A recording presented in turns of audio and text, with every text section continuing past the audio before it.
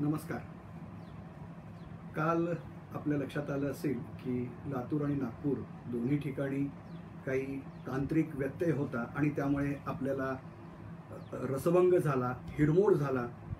Sir पहिल्याच प्रश्नाला उत्तर देताना अगदी त्यात गुंगले होते आणि तेवढ्यात आपल्याला या तांत्रिक प्रश्नामुळे तो रसभंग होऊ नये याचं कारण असे की पूर्वार्धामध्ये जी सरांची आपण मुलाखत घेतली, संवाद साधला, तर त्यावेळेला ती मुलाखत संग्राह्य अशी आहे.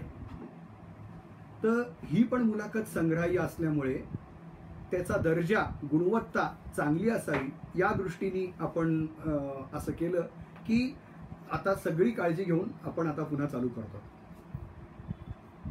आपल्या लक्षात आलं असेल की गेल्या वेळेला सर बोलत होते ते मुख्यत्वे करून आपण नाट्यत्रयीविषयी बोलत होतो, तसंच त्यांच्या ललित लिखाणाविषयी पण आपण त्यांना बोलतं केलं होतं. मौन राग, त्रिबंध आणि आता कदाचित नवीन एखादा ललित लेखसंग्रह येईल, त्यातला प्रामुख्यानं या मौज दिवाळी अंकात जो आलेला होता बिंदुनाद कलातीत, या सगळ्यामधून सर आपल्याला एका वेगळ्या विश्वात नेत आहेत, सांस्कृतिक संचित उलगडून दाखवत आहेत. हे सगळं आपल्याला या आजच्या संवादातनं आपल्याला सांगायचं आहे. आपल्या सर्वांना एक विनंती आहे की या म्हणजे पूर्वार्ध जो आहे तो माझ्या यूट्यूब चॅनलवर, अतुल देऊळगावकर यूट्यूब चॅनलवर आहे, त्याला आपण जाऊन अवश्य भेट द्या. आणि ही सुद्धा मुलाखत, उत्तरार्ध सुद्धा आपण या यूट्यूबवर टाकणार आहोत. आपण सर्वांनी ते पाहावं, काही सूचना असतील तर जरूर कराव्या. आपल्या हे मुद्दाम सांगायचं, दुर्गाबाई भागवत, इरावती कर्वे यांनी जे लिखाण केलं त्या. सर नमस्कार. काय म्हणतो, चला सुरू करू. काय नाही, आपण नाटक चालू करायच्या आधी जशी नटेश्वराला विनंती करायची असते की नाटक चांगलं होऊ दे, तसं सर्वाईस प्रोव्हायडरना आपण विनंती करतो की जरा आमचा खेळ आजचा चांगला होऊ द्या. लातूर आणि नागपूरचे जे नेटवर्क देणारे आहेत त्यांना विनंती करतो आणि आपलं स्वागत करतो. काल आपला रसभंग झाला याबद्दल एक क्षमा मागतो आणि आपण आज चालू करूया. मी श्रोत्यांना असं सांगत होतो सर की मौन राग, त्रिबंध आणि बिंदुनाद कलातीत यानंतरचं जे आपलं लिखाण आहे या ह्याच्यात आलेलं, ते कोणत्या पद्धतीने पाहावं याबद्दल मी सांगत होतो. नंतर आपल्याकडे मी येणार आहे. तर आपलं सांस्कृतिक संचित काय, जीवनदृष्टी काय, ही जी इरावती कर्वेंनी आपल्याला दिली, दुर्गाबाई भागवतांच्या लेखनात होती, श्री वी कुलकर्णींच्या ललित लेखनात होती, आणि तो तुमचा ललित राग वेगळ्या पद्धतीने आमच्याकडे येतोय हे मी सर्व श्रोत्यांना सांगत होतो. पण आता मी याबद्दल नंतर येईल. तूर्त आपण काल जिथून सुरुवात केली होती सर, की पूर्वार्धामध्ये आपण असं म्हणाला होता 90 नंतरचा जो काळ आहे त्या काळामध्ये मध्यम वर्ग नासला. त्याबद्दल तुम्ही स्पष्ट करून सांगत होता की मध्यम वर्गाकडे पैसा आला पण सुसंस्कृतता आली नाही, सुबत्ता आली, परंतु त्याबरोबर एक जबाबदारीचं भान आलं नाही, आत्ममग्नता आली. तर त्याविषयी आपण बोलत होता. आपण तिथूनच चालू करूया पुन्हा एकदा. चालेल. माझं जे विधान होतं की मध्यमवर्गीयांच्या जवळ 1990च्या नंतर वेगानं पैसा येऊ लागला आणि तो वर्ग समृद्ध झाला.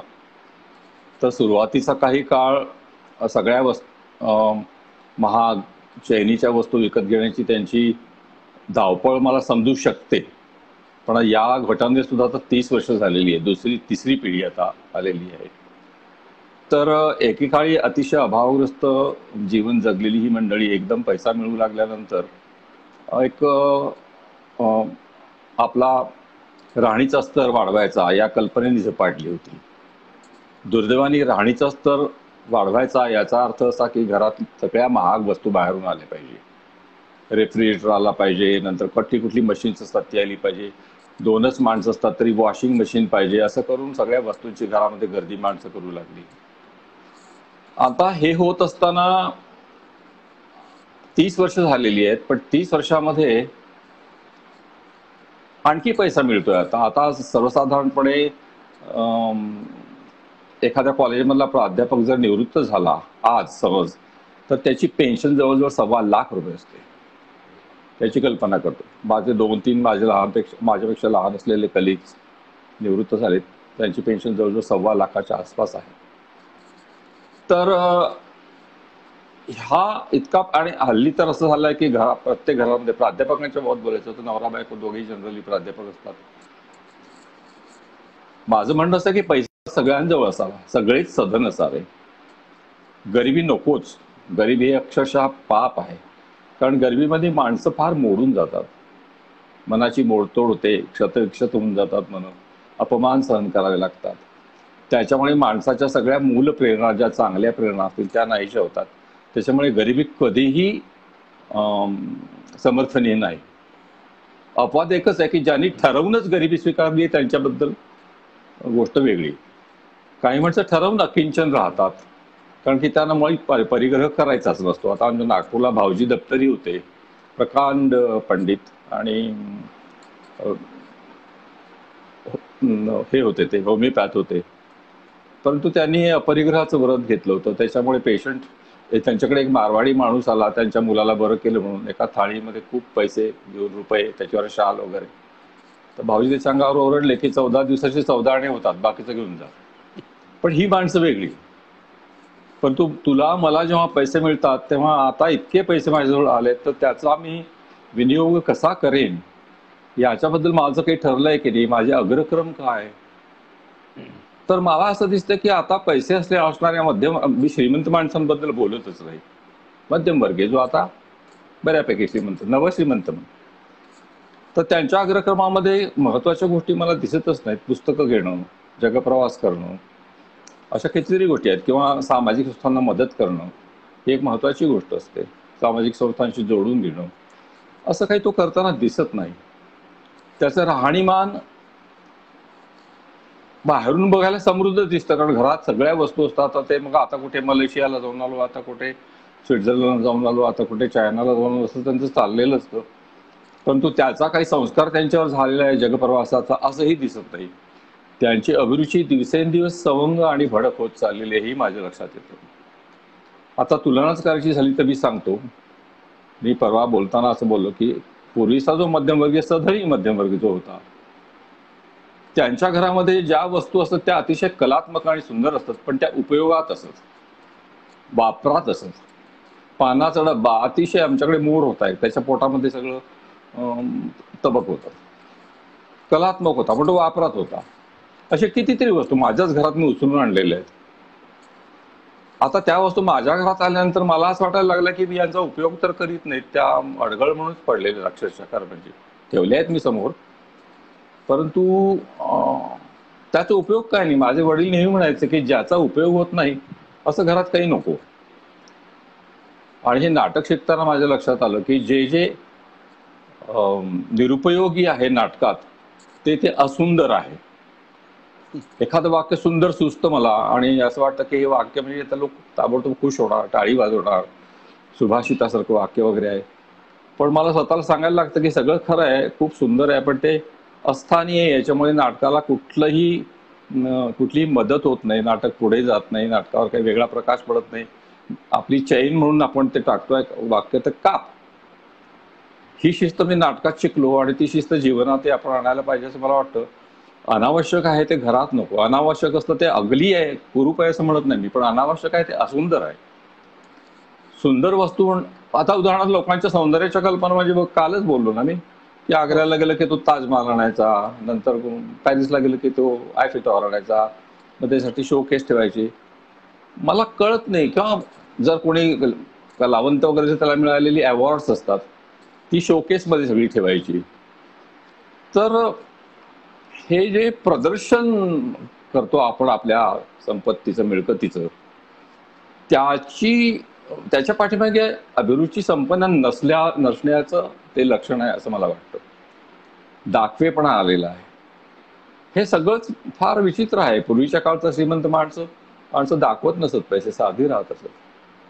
त्याच्यामुळे मला असं वाटतं की आपले अग्रक्रमच आपण ठरवलेले नाही, आणि सुसंस्कृततेचे जे अग्रक्रम असायला पाहिजेत ते काही मला मध्यमवर्गीयांच्या जीवनात दिसत नाहीत. आज नागपुरातल्या अत्यंत धनाढ्य किंवा नवश्रीमंत लोकांच्याकडे गेलो किंवा प्राध्यापकांच्याकडे सुद्धा जर गेलो, 100 प्राध्यापकांचं जर कॉलेज असलं तर त्यातल्या 2 किंवा 3 माणसांचं स्वतःचं ग्रंथालय असतं, बाकीच्यांचं नसतं, पुस्तकच नसतात.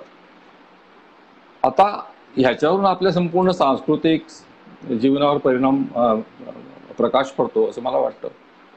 त्याच्यामुळे पैसे नकोत असं नाही, पैसे हवेतच, पण ते पैसे कसे वापरायचे ते पण ठरवता आलं पाहिजे. आणि ते पैसे वापरल्यानंतर आपल्या हाताशी पुष्कळ वेळ पण होता. आपण यंत्र आणतो, आणायला हरकतच नाही. यंत्र आणल्यानंतर भविष्यात स्त्रियांच्या बाबतीत तर स्वयंपाकघरात त्यांचे जे कष्ट होत असेल ते त्यामुळे खूप वाचले, त्याच्यातून त्यांचा वेळही वाचतो. पण त्या वेळेचं त्या काय करतात हे सुद्धा महत्वाचं आहे. किंवा आपण सुद्धा यंत्र वापरतो, त्यामुळे वेळ आणि पैसा यांचा विनियोग सुसंस्कृत पद्धतीने कसा करता येईल याचा आपण विचार करायला पाहिजे असं मला वाटतं. आपण जे सांगताय सर, तर ते एका अर्थानं सौंदर्याचं तत्वज्ञानच आहे. म्हणजे वास्तुकलेमध्ये लॉरी बेकर आणि गायनामध्ये कुमार गंधर्व हो. याच पद्धतीने बोलत होते. लॉरी बेकर म्हणायचे, आर कमान चांगली आहे, पण म्हणून ती कुठे घेऊन चालणार नाही, ती योग्य ठिकाणी. म्हणजे सौंदर्य आणि उपयोगिता एकत्र गेलं पाहिजे. की कुमारजी पण म्हणायचे, ताण येते कुठे घेऊन चालणार. आणि हेच आपण साहित्यामध्ये किंवा जीवनामध्ये सांगतो. आणि संगीतावरचा आपल्यावर जो प्रभाव आहे त्याचाच हा कदाचित किंवा भाग असावा असं मला वाटतं. हे मला नेहमीच वाटतं, कलेच्या क्षेत्रामध्ये whatever is unnecessary is unbeautiful. जे अनावश्यक आहे ते असुंदरच असतं. आणि ते प्रत्यक्ष जीवनात जगताना सुद्धा आपण विचार केला तर तत्व आणू शकतो. त्यामुळे आपल्याला अत्यंत साधं पण अतिशय अभिरुची संपन्न जीवन जगता येतं. अशी माणसं पाहिली आहेत. पुढे आणि तो तुमचा आग्रह तुमच्या लिखाणात नेहमीच दिसतो. पण पूर्वार्धामध्ये आपण पात्रांविषयी बोलताना असं म्हणाला होता की लेखकाचं त्या पात्रांवर प्रेम असलं पाहिजे. अर्थातच आपल्याला तटस्थ प्रेम आणि काही अंतर ठेवून प्रेम असं अभिप्रेत असणार पात्रांना वागणूक देताना. नाहीतर काय, आपल्याकडे प्रेमाचा गुलकंद करणारे अनेक लेखक आहेत. आणि त्या प्रेमामधनं कशी अभिव्यक्ती व्हावी असं तुम्ही नवीन लेखकांना सांगा. नाही, प्रेम जेव्हा मी म्हणतो तेव्हा त्या शब्दापेक्षा मला असं वाटतं, परत गडबड झाली आहे का अतुल? ऐकू येत आहे तुला? हो, मला ऐकू येत आहे व्यवस्थित. हो हो, तुम्हाला काही त्रास प्रेम नाही नाही, मध्येच 1-2 शब्द गेले म्हणून हरकत नाही. तर प्रेम ह्याच्या ऐवजी मला वाटतं माया वाटणं, आपल्या पात्राबद्दल वात्सल्य वाटणं. कनवाळूपणा म्हणायचं नाही, वात्सल्यच म्हणतोय, वात्सल्य म्हणतोय मी सर. एक विश्व वात्सल्य नावाचा शब्द आहे की सगळ्या विश्वातल्या चराचरातल्या सगळ्या प्राणीमात्रांबद्दल एक जिव्हाळा वाटणं, प्रेम वाटणं, याला विश्व वात्सल्य म्हटलेलं आहे. मी जेव्हा असं बोललो की पात्रांवर लेखकाला प्रेम करता आलं पाहिजे, त्याच्या मागे याचं उत्तर जरा लांब होईल. तर तर लिहिताना एक वेळ अशी आली की मला असं वाटू लागलं की आपल्याला पाहिजे त्या, जसं पार्टी नाटक होईपर्यंत मला असं लक्षात आलं की त्या नाटकांमधल्या माणसांचे आंतरजीवनातले सगळे व्यवहार मी दाखवित होतो आणि शक्य तितक्या तटस्थपणाने दाखवत होतो. माझ्याजवळ काही मूल्य निर्णय नव्हता, हे चांगले वाईट असं काही मी करीत नव्हतो. पण तरी सुद्धा त्याच्यामध्ये कुठं त्यांना मी खूप खोलवर समजून घेतलंय असं मला वाटत नव्हतं. ती माणसं पोकळ जीवन जगत असतील, ती माणसं कदाचित दांभिक असतील, ती माणसं मुखोटे होऊन जगत असतील, हे सगळं खरं आहे. परंतु अशा माणसांचं काहीतरी आंतरजीवन असतं आणि तिथे काहीतरी ठणकत असतं. हे त्या वयात मला कळत नव्हतं. पुढे बराच काळ गेला, त्यानंतर मी 7-8 वर्ष लिहिलं नाही. 12 चिरेबंदी लिहिताना मला हे भान आलं की आपण बदललो आहे म्हणून आपल्याला आता जरा जिव्हाळा लोकांबद्दल वाटू लागलेलं आहे.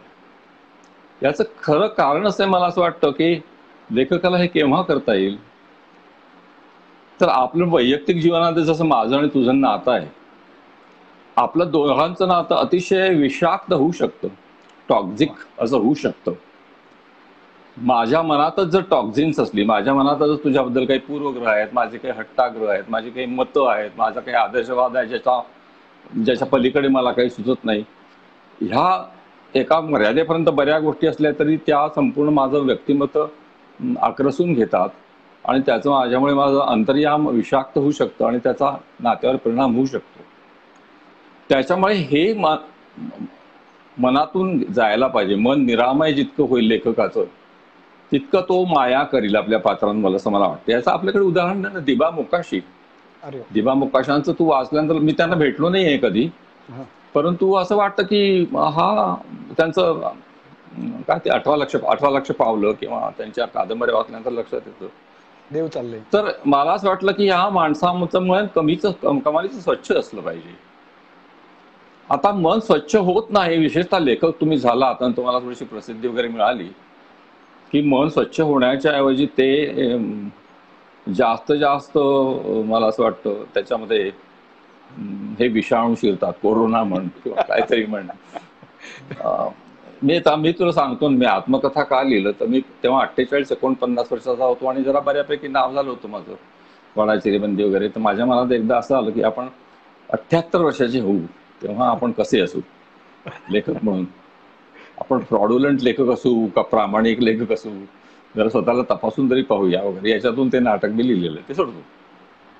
परंतु कलावंताच्या प्रवासात कुठल्याही गाणं असो, लेखन असो, कविता असो, एकदा थोडं यश मिळालं की पुष्कळदा यश न मिळालं तरी सुद्धा महत्वाकांक्षा नावाचा प्रकार असतो, जो तुमच्या मनात जर जागा झाला तर त्याला मग अनेक धुमारे फुटतात आणि त्याला फुटणारे धुमारे काही मोठे चांगले राहत नाही, ते तुमचं जीवन विषाक्त करू शकतात.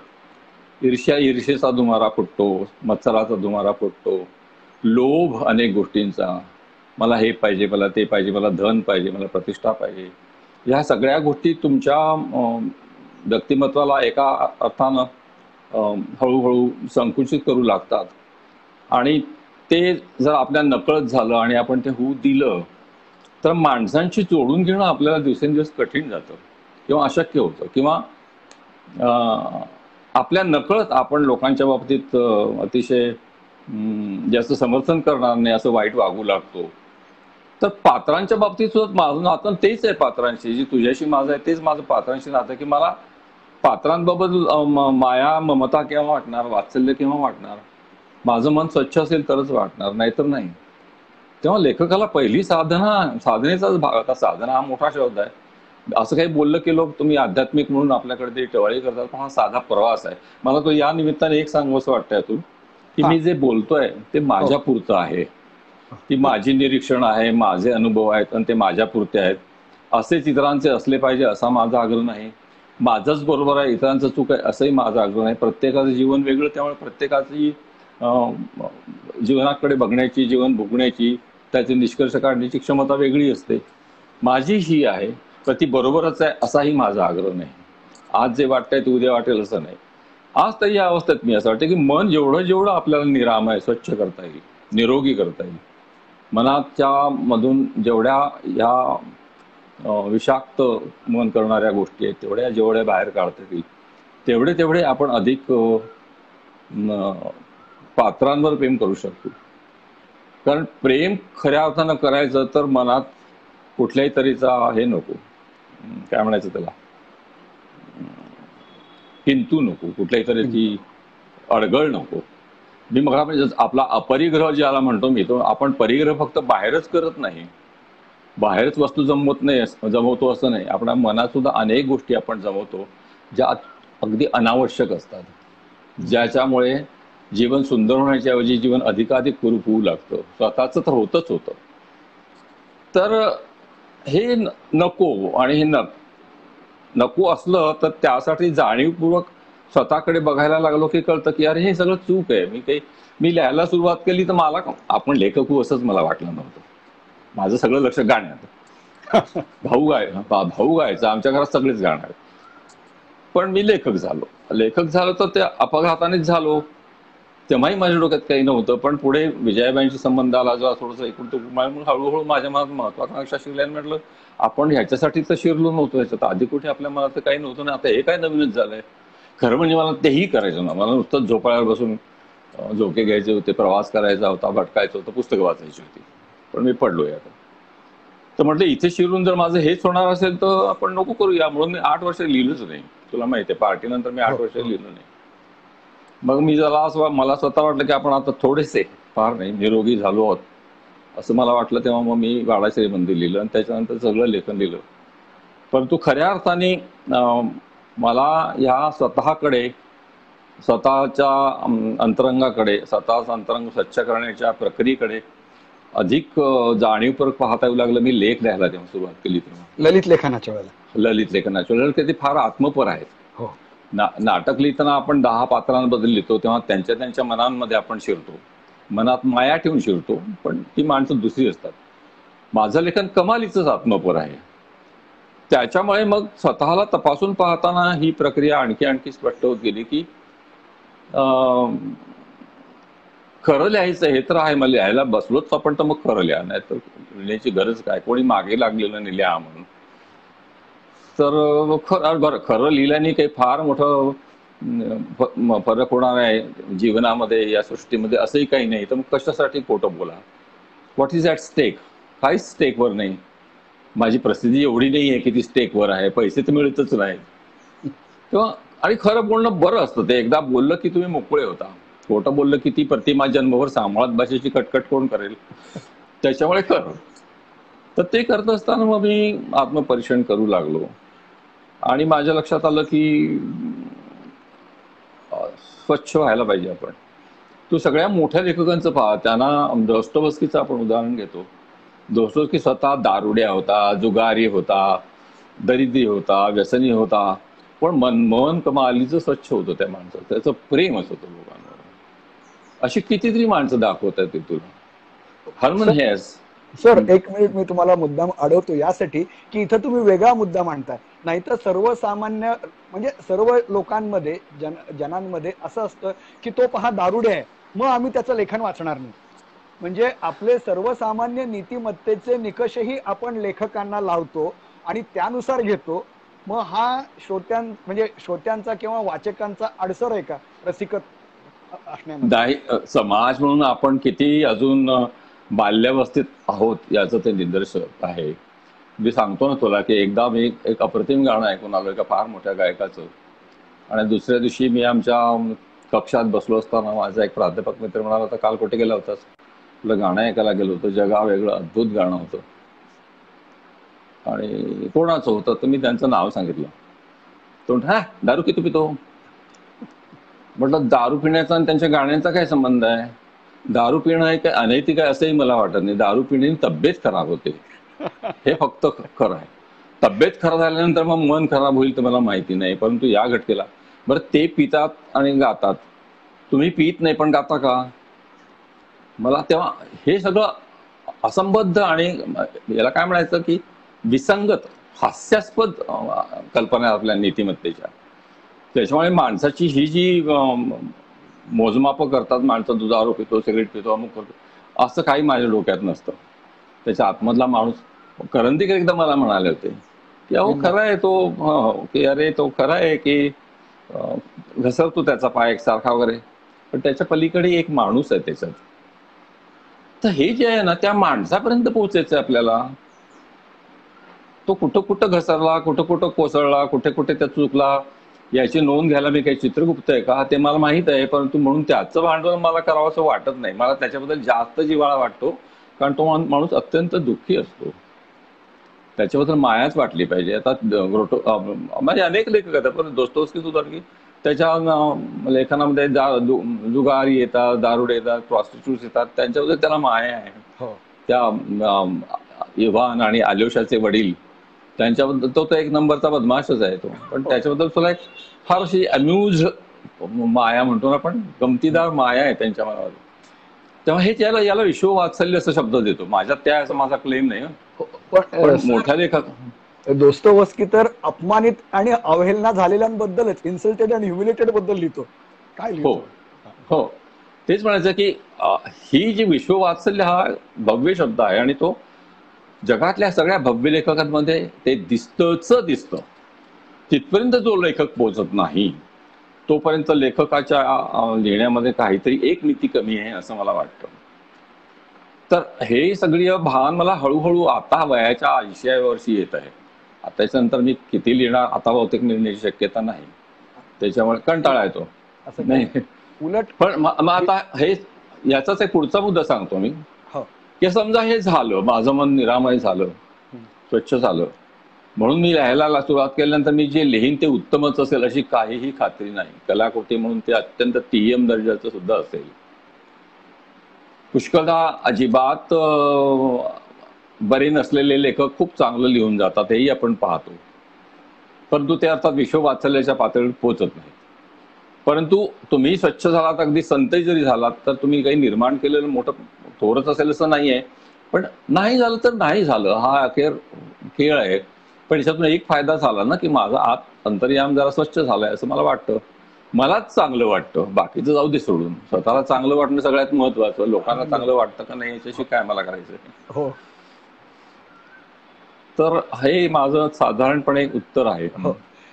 मग त्याचाच एक भाग आपण असं लिहिलंय, त्या परत ललित लेखामध्येच असं आलेलं आहे, की लेखकानं स्वतःला मोठं मानू नये आणि पात्र लेखकाला सांगतंय की तू स्वतःला मोठं समजू नको, पात्र मोठी असतात, लेखक संपून जातो पण पात्र संपत नाही. तर हे जरा स्पष्ट करून सांगाल का? मला तुम्हाला नेमकं काय म्हणायचं, पात्र राहतात पण लेखक संपून जातो? हो ना, आता आपण वाहक असतो कुठल्या तरी अनुभवाचे. मी एरवी अत्यंत अनेक दोषांनी भरलेला माणूस आहे. मी स्खलनशील आहे, माझ्या हातून चुका होतात. विचार केला तर सामाजिक चौकटीतही मी बसत नाही वगैरे सगळं खरं आहे. परंतु लिहिताना एक वेळ अशी येते की काहीतरी मी छान लिहून जातो, ज्याला मी स्वतःबद्दल बोलत नाहीये, लेखकाबद्दल बोलतोय, की एक असा तो लखलखता क्षण देऊन जातो की जिथे संपूर्ण असं म्हणतो उजळून जातो, तुमचं मन उजळून जातं, ज्याला उदात्त होतं मन तुमचं, एनोबलिंग ऑफ युअर सोल असं होतं. तर हे होतं, हे कसं होतं, दोन पातळीवर हा माणूस कसा जगतो. मला नेहमी वाटत आलं की आपण वाहक असतो. एक अनुभव माझ्या वाट्याला आला आणि मला त्याच्यातून हे जाणवलं आणि हे मी लिहिलं. तर याचा अर्थ असा की जीवन माझ्या भेटीला आलं आणि मला एक क्षणभर स्वच्छ करून गेलं, ते मी लोकांना सांगतोय. आता एकच क्षण असेल आणि दिसायला तो अनुभव लहान असेल, पण जीवनाचे असे कप्पे पाठ जातात असं मला वाटत आहे. लहान अनुभव असो की मोठा अनुभव असो, तो मायक्रोस्कोपिक पद्धतीनं जीवन तुमच्या वाट्याला तिथे आलेलं असतं, छोटंसंच. तुला मी एक फार सुंदर हे सांगतो, मुक्तिबोधांच्या 3 कादंबऱ्या आहेत, त्या मराठी साहित्यात कोणी वाचत नाहीत कारण त्या खूप चांगल्या आहेत. तर हो, दुर्लक्षित आहेत. मला फार आश्चर्य वाटतं. त्यातल्या कादंबरीमध्ये, दुसऱ्या कादंबरीमध्ये बिशू मोठा होतो आणि रस्त्याने जात असताना एक म्हातारी, अतिशय जक्क म्हातारी भिकारीण आपलं गाठोडा हातात घेऊन जात असते आणि बस स्टँडवर तिची सगळी चेष्टा करतात. कोणी हिसकावून घेतं ते गाठोडं, कोणी फेकून देतं, कोणी ओरडतात तिच्या, ती खाली बसून रडते, तिला गाठोडं देत नाही. तिचे नाना प्रकारनी सगळ्यांच्या गमतीचा विषय ती म्हातारी म्हणजे. शेवटी ती रडत रडत कसं बसं आपलं बोचकं घेऊन निघून जाते तिथून. बिशू बेकार आहे, तो इकडे तिकडे फिरतो आहे आणि उज्जैनची पार्श्वभूमी, आणि रात्री उशिरा घरी जात असताना 11, 11:30 सगळं सुनसान झालेलं, ती गल्ली सुनसान झालेली. त्या गल्लीतून तो जातो तर तिकडून तीच म्हातारी येताना दिसते, तीच म्हातारी गाठोडं घेऊन. तर ते जवळ आल्यानंतर ती म्हातारी म्हणते, कुछ दे दो बेटा मुझे. तर बिशू म्हणतो, मेरे पास तो कुछ नहीं है माँ. तर तिच्या हातातलं बोचकं गळून पडतं, ती म्हणते, नहीं तो क्या हुआ, फूलो दूधो नहाओ पूतो फलो, असा आशीर्वाद देऊन ती पुढे जाते. आता हे जे आहे हे लक्कन कुठेतरी मुक्तिबांना जाणवलं. हा क्षण मला अलौकिक वाटतो. संपूर्ण कादंबरी त्याच्यामुळे उजळून जाते. तर मला असं वाटतं की अनुभव तसा लहान आहे, खूप भव्य भव्य वगैरे असं काही त्याच्यात नाहीये, परंतु तुमचं संपूर्ण अंतरंग उजळून टाकणारा असा तो अनुभव आहे. आणि जीवन तुमच्या तिथे भेटीला आलेलं आहे, तेव्हा जीवनाला छोटं मोठं असं काही करू नये. जो अनुभव आलाय तो जीवनाचाच एक आविष्कार आहे. त्याच्यामुळे आणि जीवनापुढे मी कोण. जीवन इतकं भव्य आहे, त्याच्याकडे आपण कदाचित पुढे जर वेळ मिळाला तर आपण येऊ, जर तसा तुझा प्रश्न असला तर. येईन. परंतु इतकं कवेत न येणार आहे, सर्वांगाने जीवनाला कवेत घेणारा कोणी लेखक आहे का जगात? शेक्सपियर खूप मोठा आहे, पण तो सर्वांगाने घेतच नाही. प्रत्येक नाटकामध्ये एक वेगळी काहीतरी मोठी बाजू जीवनाची. व्यासांना म्हणता येईल फक्त की व्यास असे दिसतात की ज्यांनी सर्वांगाने जीवनाला कवळलेलं आहे. आम्ही आपल्याला इकडे तिकडे कुठेतरी कवडसा दिसतो, त्या कवडशाबद्दल लिहितो, तर ठीक आहे. नाही सांगतो, प्रयत्न असा होता तसा. परंतु हे एकदा लक्षात गेल्यानंतर मी माझ्या जीवनापेक्षा, म्हणजे मी मला आलेल्या अनुभवापेक्षा मोठा आहे असं म्हणण्याची हिंमत माझ्यात राहणार नाही. अनुभवासमोर मी लहानच असतो, कारण ते जीवन. तुमच्या लेखनाबद्दल आम्ही सगळे ठरवू. पण परत एकदा सर, आता जे तुम्ही सांगत होता ते सांगताना मला परत कुमार गंधर्वांची आठवण झाली. ते म्हणायचे रागामध्ये छोटा आणि मोठा, जे खूप वेळ गायलं तर तो राग मोठा असतो असं काही नाही. धानी राग खूप छोटा आहे पण खूप काही सांगता येतं. आणि नेमकं तेच तुम्ही अनुभवाबद्दल बोलत होता, हे एकदा मला सांगावं असं वाटलं. पण मला पुढे वळताना आपल्याला असं विचारायचं होतं की हा काळ हा अतिरेकी व्यक्तिवादाचा काळ आहे आणि सगळ्यांनी मान्य केलेलं आहे. आत्ममग्नतेचा आहे, आत्मकेंद्रितपणाचा आहे. पण तुमच्या लेखनातून, मग ते नाटक असेल किंवा ललित लेखन, यामधून सर्व काही देऊन टाकणारे, सर्व संघ परित्याग करणारे पात्र दिसतात. म्हणजे कशातच त्यांना काही नाहीये. आणि अशा सर्व ठिकाणी तुम्हाला व्यक्ती दिसतात आणि त्याचं तुम्ही चित्रण अतिशय मनोभावे आणि आम्हाला ते थेट पोचतं. पण हे कालसुसंगत आहे असं वाटतं का आपल्याला? नाही, याच्यामध्ये कालसुसंगत असण्या नसण्याचा प्रश्नच नाही. प्रत्येक काळात अशी माणसं असतात की जी सगळं सोडून देतात, आनंदाने सोडतात. पण आनंदाने सोडणं महत्वाचं आहे, समाधानाने सोडणं महत्वाचं आहे. माझ्यावर टाच आली म्हणून सगळं मी हातातलं गेलं असं नव्हे. पण सगळं असून मला आता नकोय, याची की मला आवश्यकता वाटत नाही. आणि ठरवूनच तो माणूस गरीब राहतो. कारण गरीब राहिलं ना की खूप साधं राहिलं ना की डोक्यातले किडे नाहीसे होतात. साधं राहण्यामधलं साधं सौंदर्य गोष्ट अशी आहे की आयुष्यातले अर्धे प्रश्न आपोआपच मिटतात. साधी गोष्ट आहे हे एक. आणि अशी उदाहरणे मी डोळ्यांनी पाहिलेली. एक, मला स्वतःला तसं आकर्षण फार आहे, माझी हिंमत नाही तसं करण्याची. परंतु आपल्या अवतीभोवती जी आपण अडगळ जमवतो ती कशासाठी आपण जमवतो हे कोड मला कायमच पडलेलं आहे अगदी. आणि विकास आमटेने एकदा मला सांगितलं की त्यांनी ठरवलं की एक वर्षभर तो आता साधं, म्हणजे किती साधं राहता येतं, कशा कशा वाचून राहता येतं पाहिलं. तर त्यांनी चप्पल घालणं पण सोडून दिलं की इतके लोक त्या चप्पलेशिवाय चालतात, त्यांनी चप्पल पण घालणं.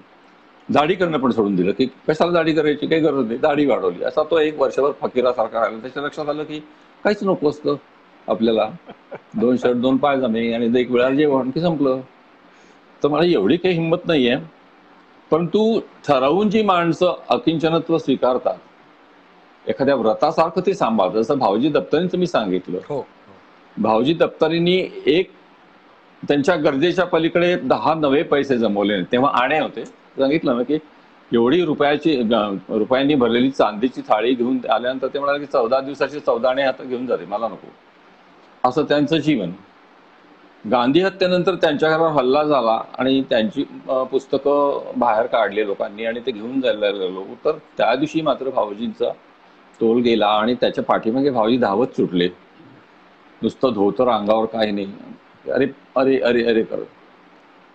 त्यानंतर भाऊजींनी 2 दिवस स्वतःला कोंडून, भाऊजींचा नातू माझा कलीग होता आमच्या कॉलेजमध्ये. भाऊजींनी 2 दिवस स्वतःला कोंडून घेतलं, खोलीच्या बाहेरच ते आले नाही. नंतर ते आले तर विचारलं की असं का केलं, तर ते म्हणाले नाही, मी शोधून पाहत होतो की मला त्या पुस्तकांचा तरी मोह का पडला, नको होता पडायला, मी जर अपरिग्रह ठरवलेला आहे तर. आता ही व्रतासारखं सांभाळतात ही माणसं. तर ह्या माणसांचं ते एक मला विलक्षण आकर्षण आहे की सगळं सोडून देणं इतकं सोपं नाहीये, फार कठीण आहे ते. आणि सगळं सोडून देण्यामध्ये नुसती संपत्ती किंवा आपण गोळा केलेल्या वस्तूच नव्हे, तर स्वतःचं नाव पण सोडता आलं पाहिजे, स्वतःची ओळख पण सोडता आली पाहिजे. चंदू युगांतमधला त्या दिशेने कुठेतरी निघालेला आहे, पण त्याची ताकद नाही. तो मोडून जातो, त्याला पोहोचता येत नाही तिथपर्यंत. कारण त्यासाठी पूर्वीची जी साधना करावी लागते या अशा प्रकारच्या जीवनासाठी, ती त्यांनी केलेली नाही. तो त्याच्यामुळे त्याला जे वाटलंय ते जवळजवळ भ्रमाच्या स्वरूपातला आहे, त्यामुळे तो परत येतो. परंतु त्यांनी स्वीकारलेलं आहे एका पातळीवरती. तर कालसुसंगततेचा प्रश्न नाही. आजही माझ्या पाहण्यात नाही ना, कमालीची साधी राहतात माणसं, खूप साधं राहतात. व्यक्ती परत आपल्या निरीक्षकनं आपल्याला हे सगळं दिसतं आणि ते तुम्ही परत ललित लेखनामधनही हे सतत येतंय. मौन राग तर हा फक्त देणं आणि घेणं यातल्या सौंदर्यावर आपण लिहिलेला आहे. त्याकडे मी नंतर येणार आहे. पण त्याच्या आधी अभय हे जे पात्र आहे तर ते युगांतमध्ये अमेरिकेत राहून तो बायोटेक्नॉलॉजिस्ट आहे आणि नंतर त्याला हे जैव तंत्रज्ञानच अर्थशून्य वाटायला लागतं, त्याला मर्यादा वाटायला लागतात, ते पुरेसं नाही असं वाटायला लागतं, आर्थिक आणि वैज्ञानिक दोन्ही दृष्ट्यांनी. पण मग प्रश्न असे पडायला लागतात की आपल्याला नेमकी तुमची विज्ञानाविषयीची दृष्टी काय आहे? म्हणजे विज्ञानाने प्रगती करू नये असं म्हणायचं आहे का विज्ञान तंत्रज्ञानाचं एक डिस्टोपियन मॉडेल आपल्याला वाटतं, म्हणजे भयपट होईल, फ्रँकेस्टाईन यातनं निर्माण होतील? आपली विज्ञानाची भूमिका आम्हाला समजून सांग. विज्ञान मला अत्यंत प्रिय आहे. विज्ञानाशिवाय माणसाने जगूही नाही असं मला वाटतं. विज्ञान अत्यावश्यकच आहे जगण्यासाठी. आता मागे तू माझ्याशी बोलताना मला असं वाटतं की कलावंत आणि वैज्ञानिक एकाच ट्रेन जगतात वगैरे. हा, एका दिशेने जातात. कारण की कलावंत इंट्युएशननी जातो, परंतु इथून अमुक अमुक केलं तर आपल्याला अमुक अमुक सापडेल अशी इंट्युएशन वैज्ञानिकांना पण होत असणार असे मी समजते. पण मुद्दा तो नाही. मुद्दा हा आहे की जसा संपत्ती हातात आल्यानंतर तिचा विनियोग कसा करावा हे आपल्याला कळलं पाहिजे, तसंच विज्ञान हाती आल्यानंतर त्याचा विनियोग कसा करावा हेही आपल्याला कळलं पाहिजे. ते जर कल्याणकारी कामासाठी जर उपयोगी होणार असेल, मानवतेच्या कल्याणासाठी ते उपयुक्त होणार असेल, तर विज्ञान ही एक महत्वाची गोष्ट आहे. स्पेसमध्ये जरूर जायला पाहिजे आपण. अवकाश म्हणजे काय ते जरूर शोधायला पाहिजे, कारण ती माणसाची भूक आहे. ती वैज्ञानिक आपल्या पद्धतीने सोडवतात, साधू संत आपल्या पद्धतीने सोडवतात, लेखक आपल्या पद्धतीने तिकडे पाहतो, पण अखेर ती सर्व माणसांची भूक असते की हे कोडं मला कळलं पाहिजे. त्याच्यामुळे वैज्ञानिकांनी जी गेल्या 100 वर्षात जी काय प्रगती केलेली आहे ती आश्चर्यकारक आहे. आणि ती दरवेळेला पाहिलं की मी मनाने समाधानाने भरून येतं मन, की विज्ञान सुद्धा कुठून कुठे. आता तुम्ही मी बोलतोय, शक्य झालं असतं 25 वर्षापूर्वी. तेव्हा ही महत्वाची गोष्ट आहे. तुला हे आठवत असेल की ओपेनहायमर जेव्हा अणुबॉम्बचा पहिला स्फोट 45 जुलैमध्ये 1945 मध्ये झाला, तेव्हा ते पाहिल्यानंतर त्यांना, ते गीतेचे अभ्यासक होते, संस्कृत शिकलेले होते ते. तर एक गीतेत वर्णन आहे ना की 10,000 सूर्य एकदम आल्यासारखा प्रकाश पडला. त्यांनी ते कोट करून ते म्हणाले की I am become the death. Biblical इंग्रजी आहे हे, आधुनिक इंग्रजी नाही. I am become the death, I am the destroyer. मी साक्षात मृत्यू आहे, मी साक्षात विनाश करणारा आहे. कालोस्मी 11व्या अध्यायात तो श्लोक आहे. काय मी सांगतो, मला एकदम आता आठवत नाही, मी बस झालेत ना. सांगा, वेळ लागेल, सांगा तुम्ही. कालोस्मी, मला आता कालोस्मी लोकांकृत प्रबुद्धो असं ते की मी प्रकट झालो आहे. ते लोकक्ष, हा लोकक्ष आहे. कालोस्मी लोकक्ष प्रबुद्धो लोकान समाहर्तुमिह प्रवृत्त. मी भीषण स्वरूप घेऊन इथे आलेलो आहे आणि मी काळ आहे. काळाचा अर्थ मृत्यू असा येते. मृत्यू आहे, भीषण स्वरूप घेऊन आलेलो आहे आणि लोकांसमाहर्तुम संहार करण्यासाठी मी इथे आलेलो आहे. तर ओपेनहायमर म्हणाले की मला तसं वाटतंय, मी साक्षात काळ म्हणून इथे आलेलो आहे आणि नष्ट करतो आहे. आणि पुढे त्यांनी फार एक सुंदर वाक्य म्हटलं, the physicist will now know what sin is. पाप म्हणजे काय हे वैज्ञानिकांना आता कळेल.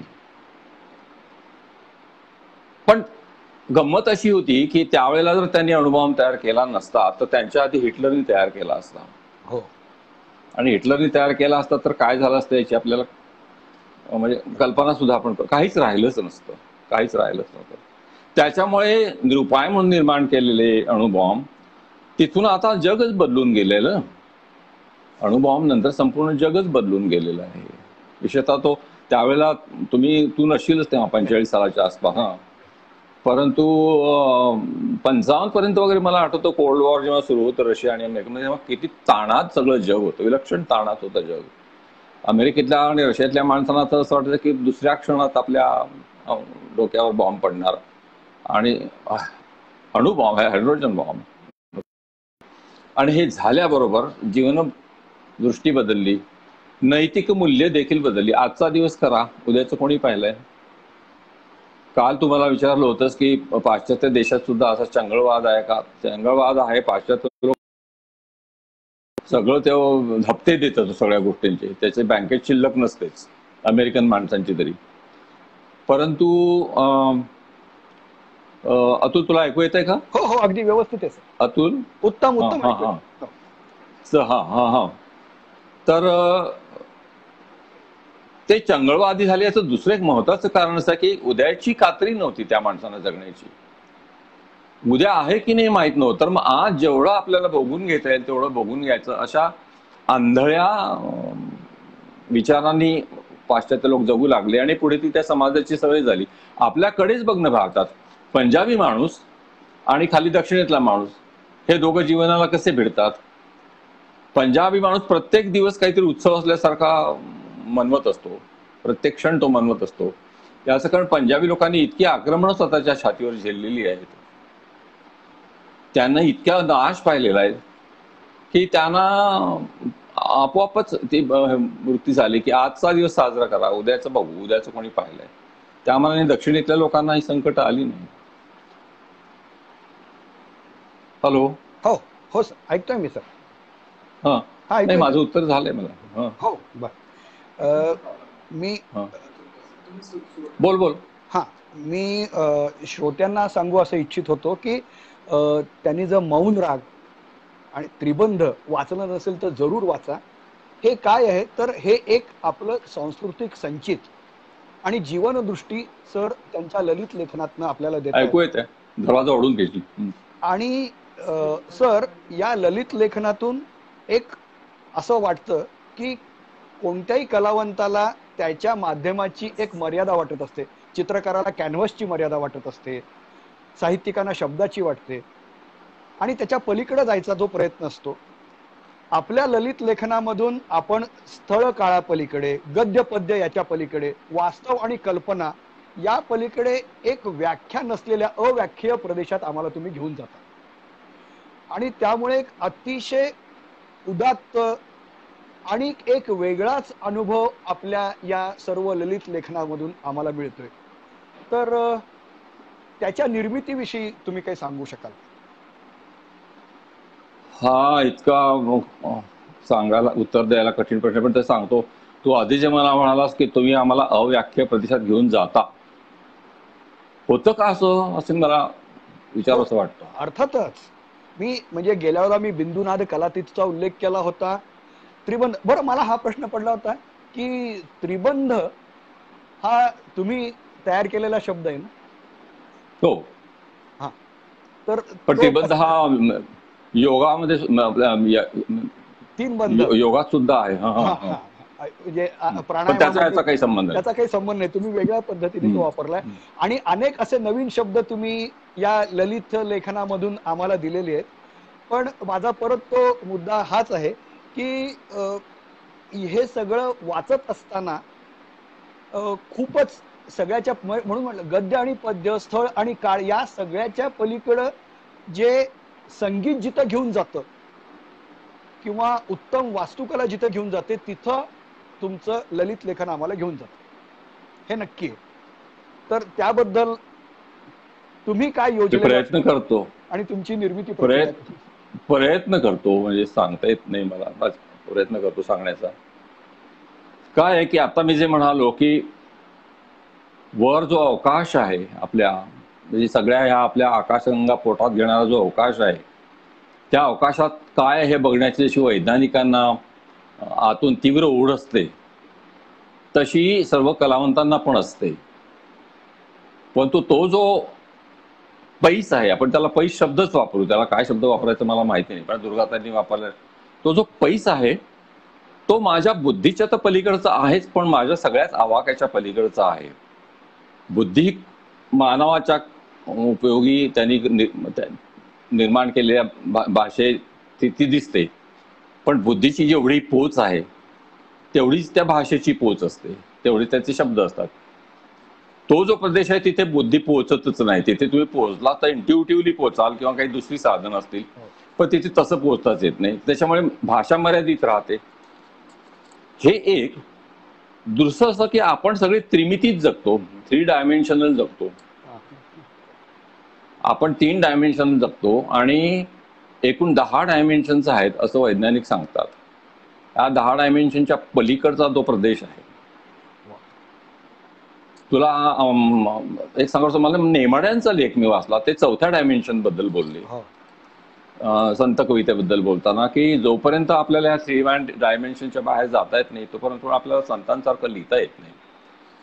आता मला स्वतःला असंच वाटलं की आपण 3 डायमेन्शनल आहोत आणि आपण तर योगी नाही, आपण योगाभ्यास करत नाही, आपल्याला त्यात आपण साधक नाही, साधना करीत नाही, आपण लेखक आहोत.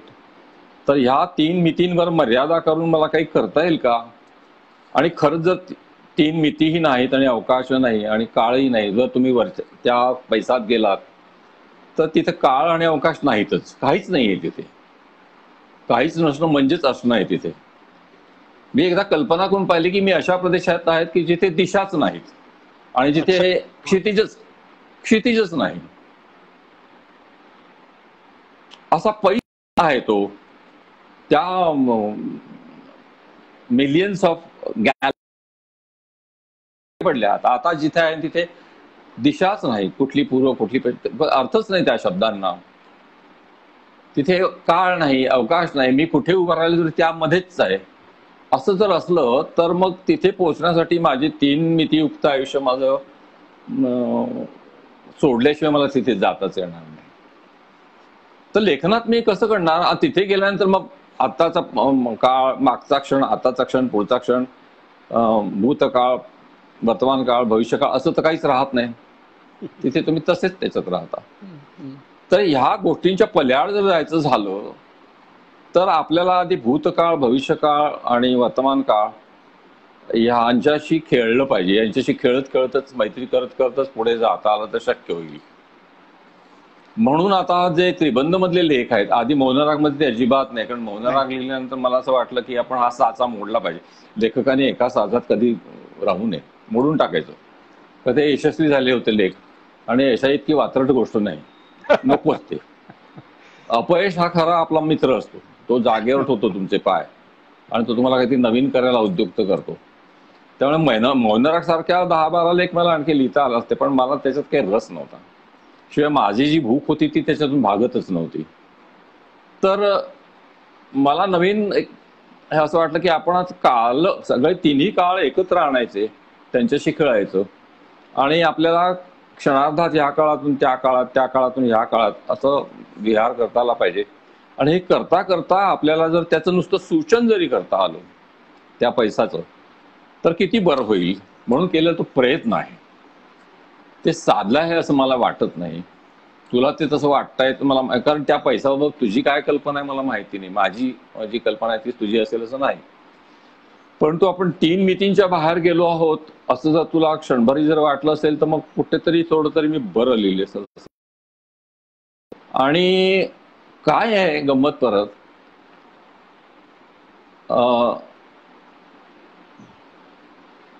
मितींबद्दल बोलताना असं म्हणतं की मी एका विशिष्ट वास्तवात राहतो.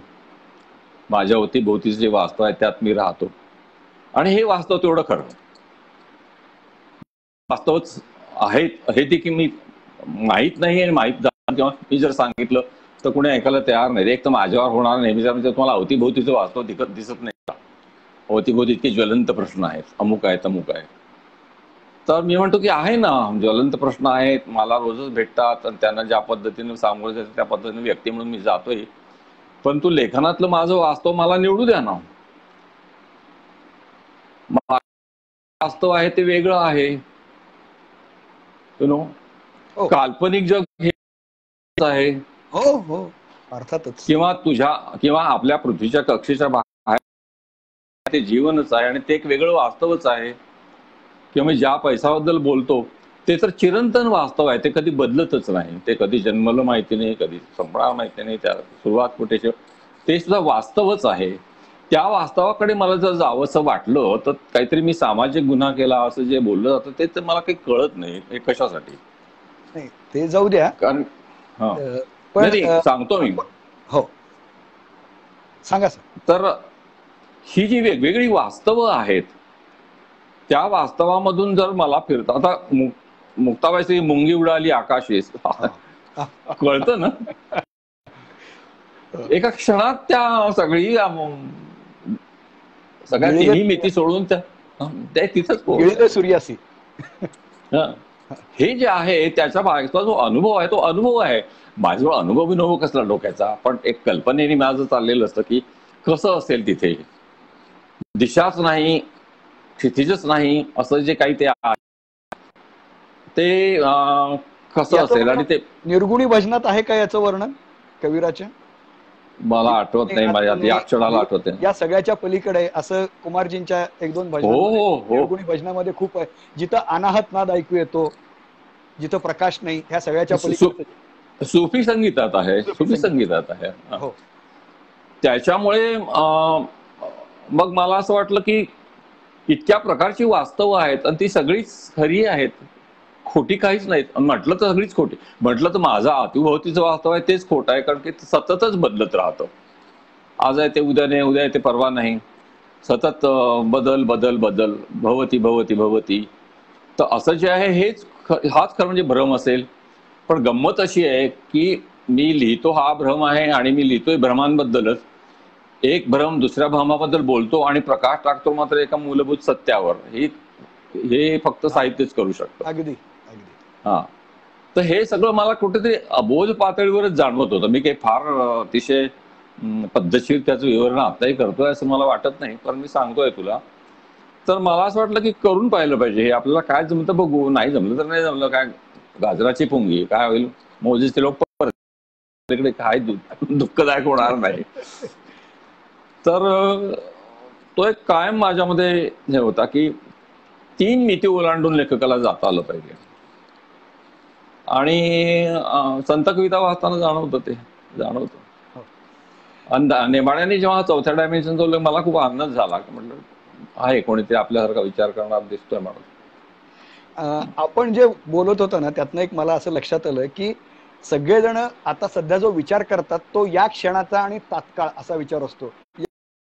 फ्रेडरिक जेम्सन नावाच्या विचारवंत आपल्याला माहिती आहेत, ते असं म्हणतात की भूतकाळाचं नातच आपण तोडून टाकलेलं आहे, भूतकाळ गडप झालेला आहे, सगळा वर्तमान काळ आहे आणि हा क्षण आपण जगत आहोत. आणि त्या पुढे जाऊन असं म्हणतात की स्पेसनं टाइमवर एन्क्रोचमेंट केलेली आहे, अवकाशानं काळावर स्वार झालेला आहे आणि असा काळ आपण जगतोय आणि तुम्ही त्या पलीकडे जाऊन आम्हाला जग दाखवताय, हे आपल्या लेखनातनं आम्हाला जाणवत असतं. काय आहे तू हे बघ, नाही थोडं मी एक मध्ये बोलतो.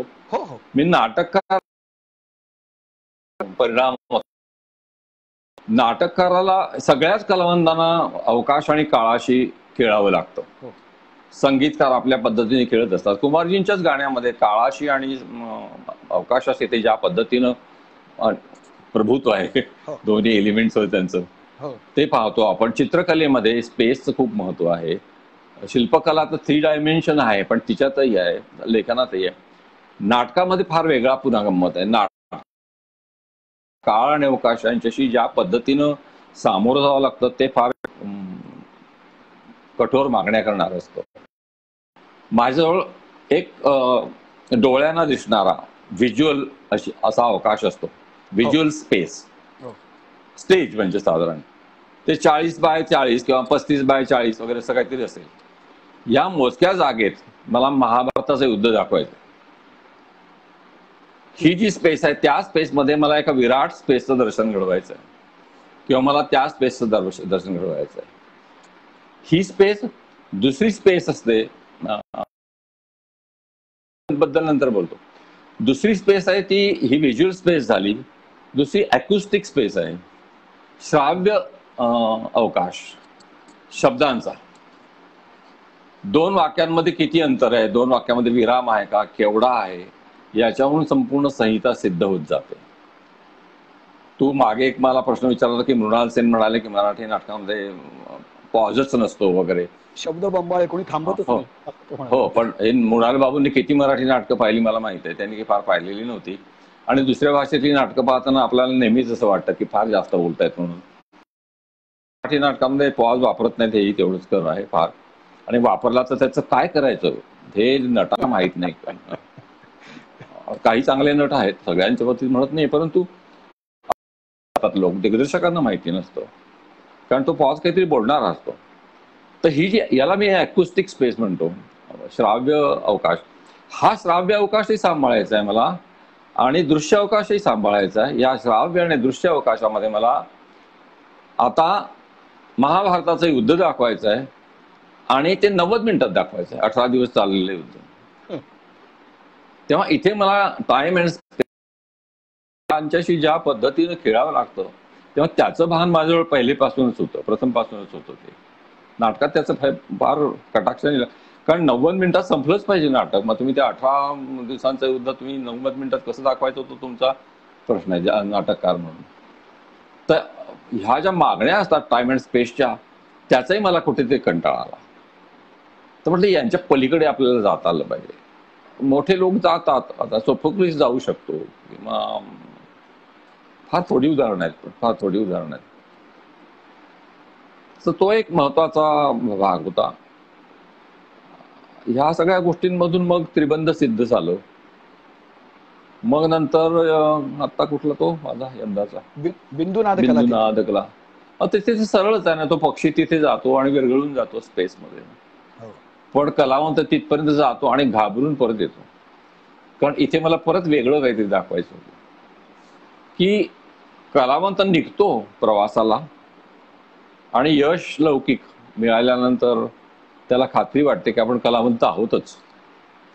हिंदी सिनेमात काम करणारे नट सुद्धा सांगतात की हम कलाकारों की जिंदगी में वगैरे वगैरे.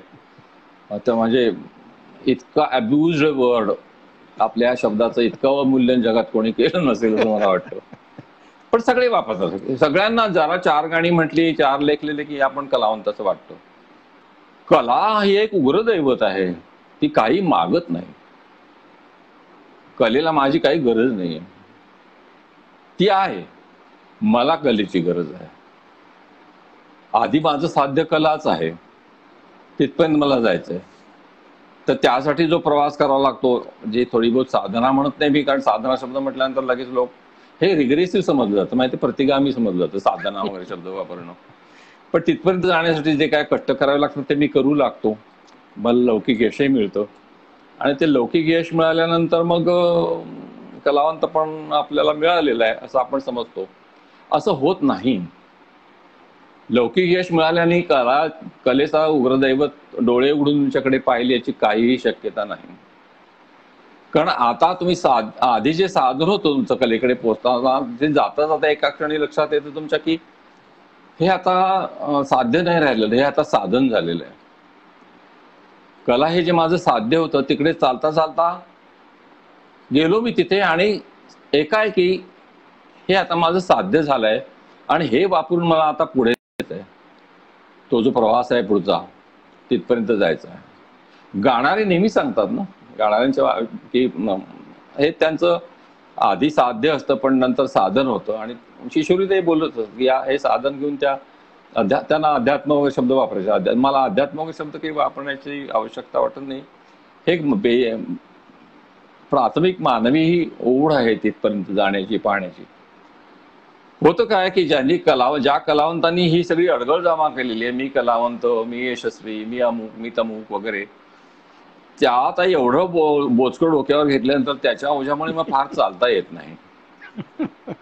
आणि ते चालता येत नाही त्याच्यामुळे मग ते साध्य दूरच राहतं.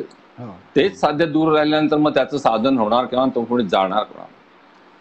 त्याच्यामुळे या बाबतीत फार जागरूक होता. म्हणून मुळात आपण स्वतःला कलावंत म्हणूनच कशाला घ्यायचं. लोकांनी काय म्हणायचं ते म्हणावं, तिकडे दुर्लक्ष झालं. मला फार आज छान मला फार आनंद झाला आपला हा राहुल वसंतरावांचा नातू राहुल देशपांडे, हा त्याची मुलाखत पेपरमध्ये आली होती. त्यांनी हा म्हटलंय की मला झाड म्हणून वाढायचंय, त्यामुळे हा. माझ्या फांद्या मी छाटणार. अरे वा. हा, म्हटलं हा गडी अगदी फारच योग्य रस्त्यावर दिसतोय. अनेक गोष्टी नाकाराव्याच लागतात, अनेक गोष्टी नाकाराव्या लागतात.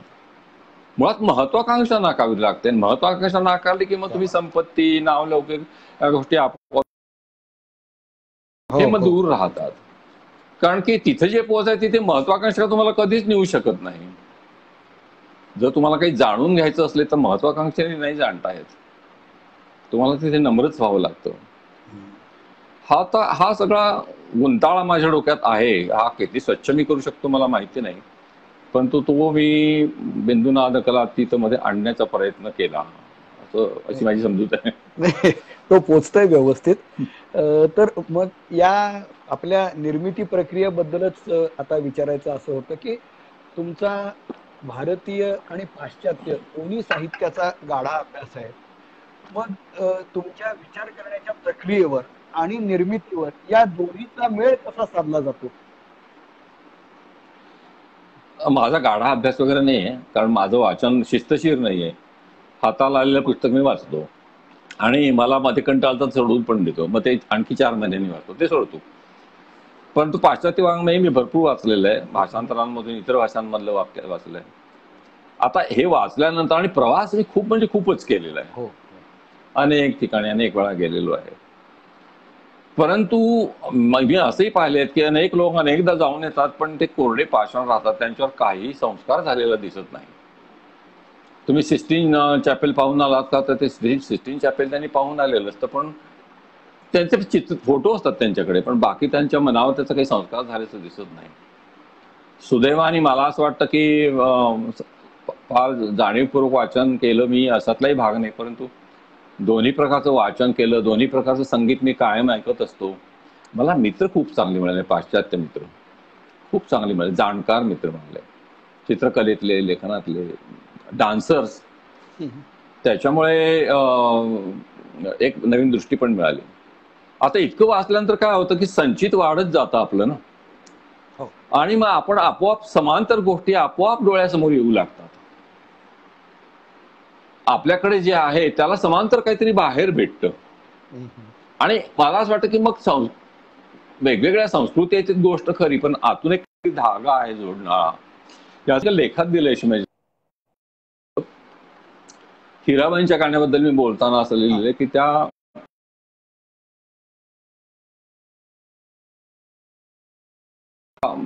आधी त्या बराच वेळ निषादापाशी, दैवतापाशी खेळत असत, आणि आपल्याला असं होत असं की केव्हा आता ह्या षड्ज लावतात, आता सोसवत नाही, इतका त्यांचा अप्रतिम खेळ चाललेला असेल.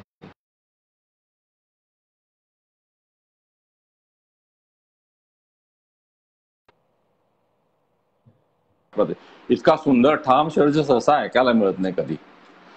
तर पण त्याच्या आधीची जी उत्कट बिल्डअप करत असत त्या,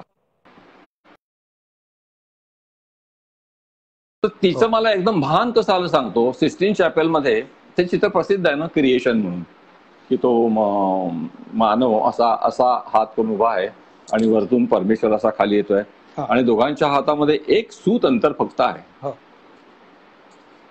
आता पाहणाऱ्याला असं वाटतं की केव्हा देव याचा हात त्याच्या हातात घेईल, केव्हा यांची बोट एकमेकांना टेकतील. पण ती जी उत्कंठा आहे त्या क्षणात, ती मायकेल अँजेलोनी म्हणूनच निर्माण केली आहे. दुसऱ्या चित्रकाराने ते हातात हात घातले असते आणि वाटोळं केलं असतं त्या अनुभवाचं. पण त्या उत्कंठेचा अनुभव मायकेल अँजेलो देतो आणि हिराबाई देतो. त्यामुळे हिराबाईंचं गाणं, मायकेल अँजेलोचं ते दृश्य बघता तुम्हाला हिराबाईंचं गाणं आठवलं. तर ही जी पॅरल्स आहेत, ही जी साम्यस्थळं आहेत, त्यासाठी स्वतःला एक तयार करावं लागतं. हा अभ्यासाचा भाग आहे, हे जाणीवपूर्वक करावं लागतं. त्याच्यामुळे आणि हे याच्यामुळे समृद्धी येते रे मनाला समृद्धी येते, लेखनाला समृद्धी येते. लोकांची स्थिती माझ्याबद्दल की बाबा फार संदर्भ असतात तुमच्या ह्याच्यात, आम्हाला कंटाळा येतो म्हणून. आता मग याच्यावर आपण काही बोलू शकत नाही, परंतु मला फार आनंद वाटतो, कारण की अरे आपण सगळे एकच आहोत की, असं वाटायला लागतं बाहेर गेल्यावर.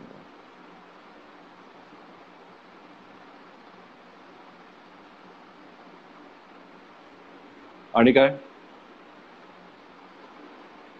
काय झालं?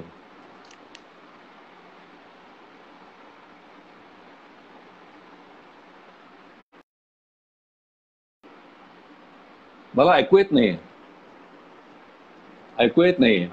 होय. हो हो. हं? हा, आता ऐकू येते. बोल अतुल. ऐकू येते सर तुम्हाला? आता ऐकू येते. हा, आता गेलं परत. आता तुमच्या नाही, काही लातूरचाच अडचण प्रॉब्लेम झाली. आहे, आमच्याकडे छान आहे. नाही, आमच्याकडे नाही आहे काही. आता ऐकू येतं ना? हा, मला मुद्दा अगदी बरोबर. नाही, आता येतं ऐकू? हा. हा, आता ऐकू येते. तर एकंदरीत मग आपली लेखनामागची प्रेरणा सतत बदलत गेली असं तुम्हाला वाटतं का? आणि अ, या एकंदरीत लेखन प्रक्रिया किंवा ही निर्मिती प्रक्रिया ही वेदनादायक असते असं सांगितलं जातं, तर तुम्हालाही तसंच वाटतं का? छे छे, निर्मिती प्रक्रिया कधीच वेदनादायक नसते. सर्जनाचा आनंद त्याला तुलना ऐकू येतं नाही. सर? तुला ऐकू येतंय का माझं? तुला माझं ऐकू येतंय का? नाही हो, ऐकू मला येतंय येते तुला? सर. मला तुझा हो हा, मग हा करते. नाही, मला असं म्हणायचं की सर्जनाची हो, येते प्रक्रिया सर. हा, हा. सर्जन हे येते, नेहमीच मला येते. आनंददायक असतं. हो सर्जन हे नेहमीच आनंददायक असतं. त्याच्यासारखा आनंद नाही जगामध्ये. खरोखर सांगतो मी. तुम्ही काहीतरी निर्माण करीत असता, तेच खरं म्हणजे बक्षीसही असतं. तुम्ही जे त्याचं काहीतरी हो गडबड आहे तुझ्याकडे. थांबतो मी. थांबू का? हो. त्याच्याकडून ना. हा,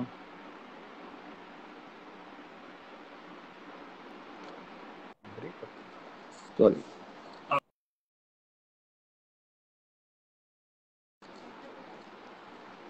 हॅलो.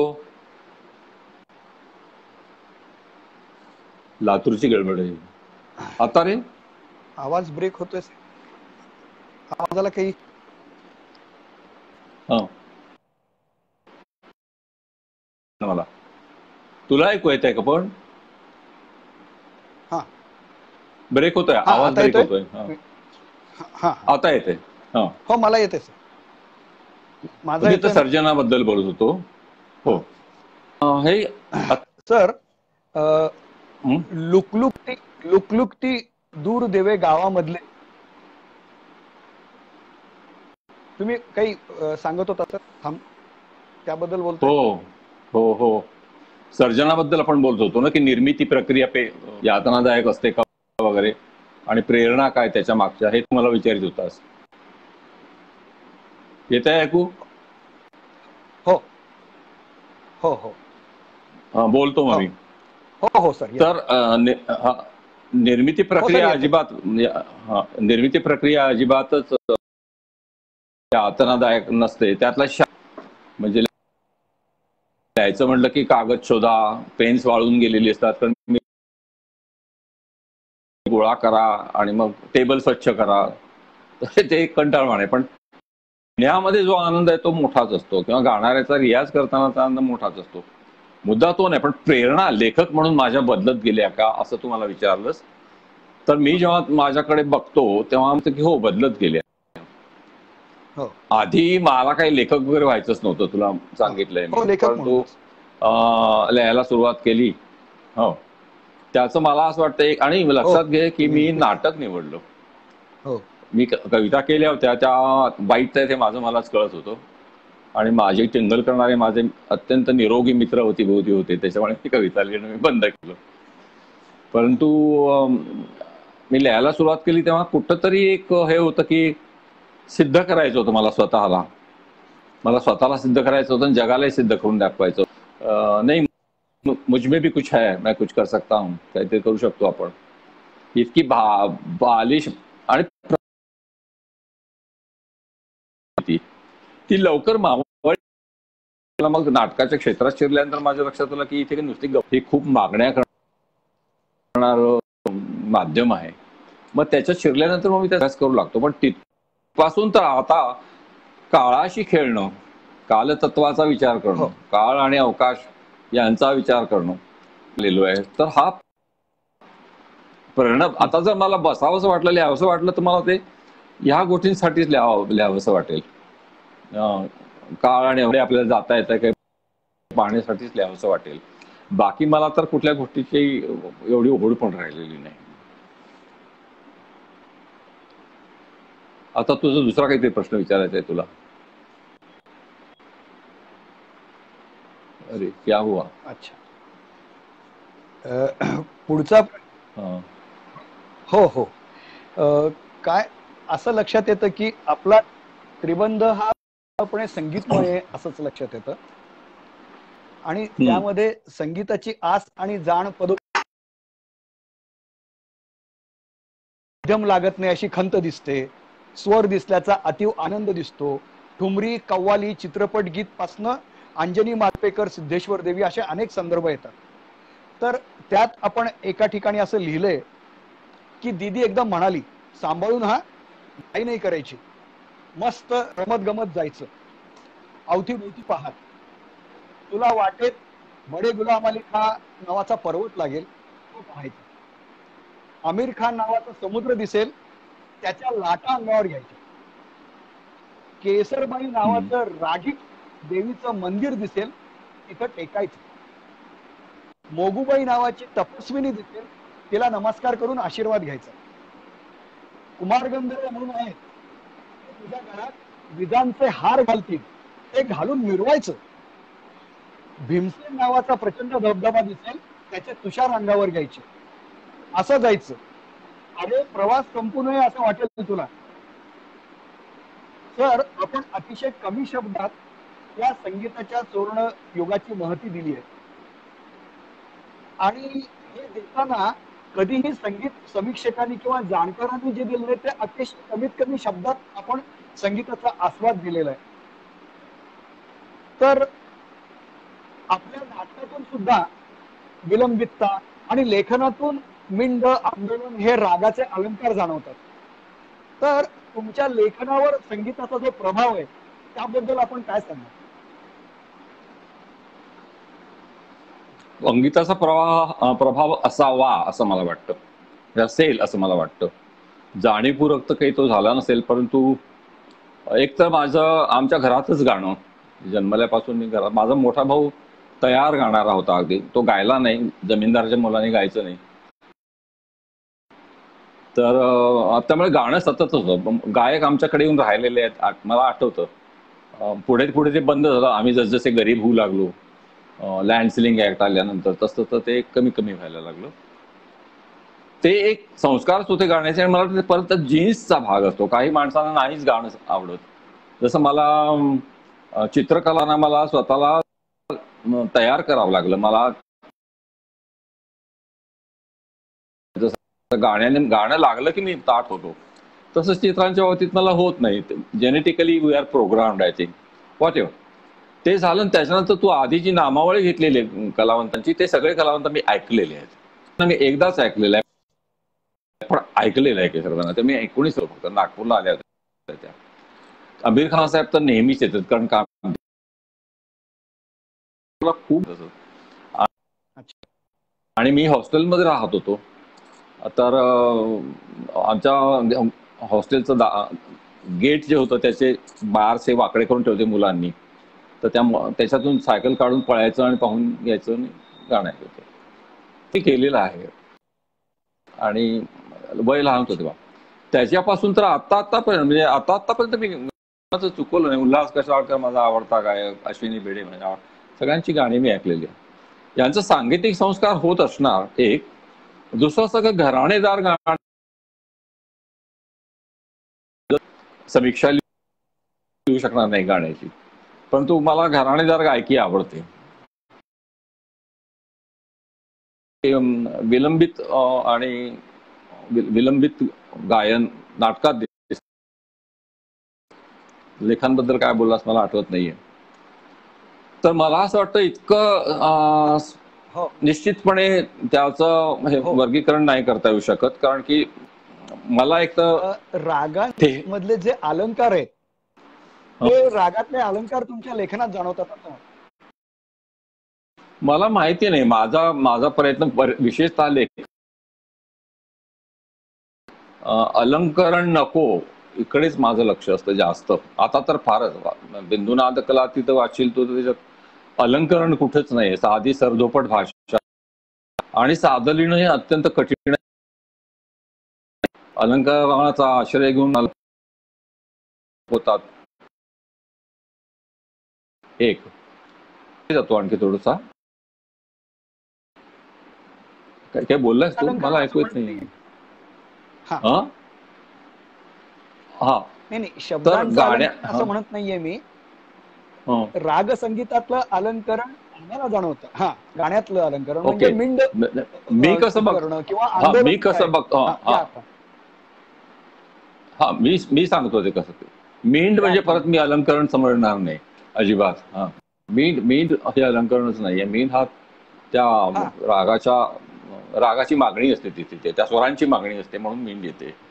पण गरज म्हणजे मागे म्हटलं ना की जे अननेसेसरी आहे ते अनब्युटिफुल आहे, तसं रागांमध्ये सुद्धा माझी खूप तयारी आहे म्हणून मी घेतोच आता 10 वेळा ताना असं म्हणणारा जो गायक होता त्याचं गाणं ऐकवत नाही. माझ्या मते आलापीच खरं गाणं असतं. आलापी संपली की मग संपूर्ण त्या माणसाची तयारीकडे बघायचं, तालाशी कसा खेळतो, बोलताना कसा घेतो वगैरे, तो सुद्धा आनंदाचा भाग असतो. पण गाण्याचा प्राण स्पष्ट होतो तो आलापीमध्ये होतो. त्या 15 मिनिटात सगळं गाणं उभं झालेलं असतं. मग पुढे त्या गाण्यावर अलंकार पण तिकडे जाऊ दे. पण मला संस्कार म्हणशील तर आता मागे मी बसलो होतो, कोणाबरोबर तरी बसलो होतो, सत्यशील बरोबर मला वाटतं आणि कोणीतरी होतं की, तर मला ठेहराव गाण्यातला फार आवडतो. जसं आमिर खान साहेबांच्या गाण्यात ठेहराव होता. मला नेहमी असं वाटतं की हा ठेहराव आपल्यात आला पाहिजे, हा ठेहराव असला पाहिजे. अत्यंत शांतपणे पाहत, विशाल गंगा आहे आणि अत्यंत शांतपणे वाहत असते. असा प्रवाह पाहिजे लेखनाला, इतक्या शांतपणे आणि खोलपणे, काहीही दिखावा साधेपणाने, प्रौढपणा आहे त्याच्यामध्ये. हे सगळं आपल्या लेखनात जर आलं तर किती बरं होईल असं मला वाटायचं. नाटकामध्ये ते कठीण होतं करणं, कारण की नाटक 90 मिनिटात 2 तासात संपायचं असतं. मला वाटतं की तू ज्याला विलंबित म्हणतो ते वाडा चिरेबंदीमध्ये आहे. विलंबित आलापी वगैरे त्या तिन्ही युगांतमध्ये पण त्या तिन्ही याच्यामध्ये हा. तर ते म्हणून मी ती जी नाट्यत्री आहे त्याला मी किराणा घराण्याचं गाणं म्हणतो. पण पाटी रक्तपुष्प किंवा आत्मकथा वगैरे ही जयपूर घराण्याची गाणी. मध्यलयीत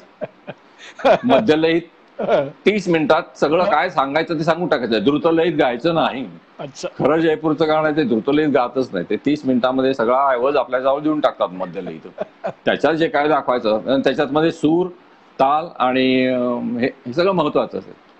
तर तसं नाटकामध्ये असेल अशी माझी समजूत. आता हे काय आहे, स्वतःची तारीफ करून घेणे, आपल्याला गाणं समजतं म्हणून त्या साच्यात आपण बसवतो. समजून घेतोय आम्ही तुम्हाला भाग पाडतो याविषयी काहीतरी बोलायला, एवढाच फक्त भाग आहे. लोक सर्व नाही, पण माझी सुद्धा ही समजूतच आहे. असं असेलच असं काही नाही.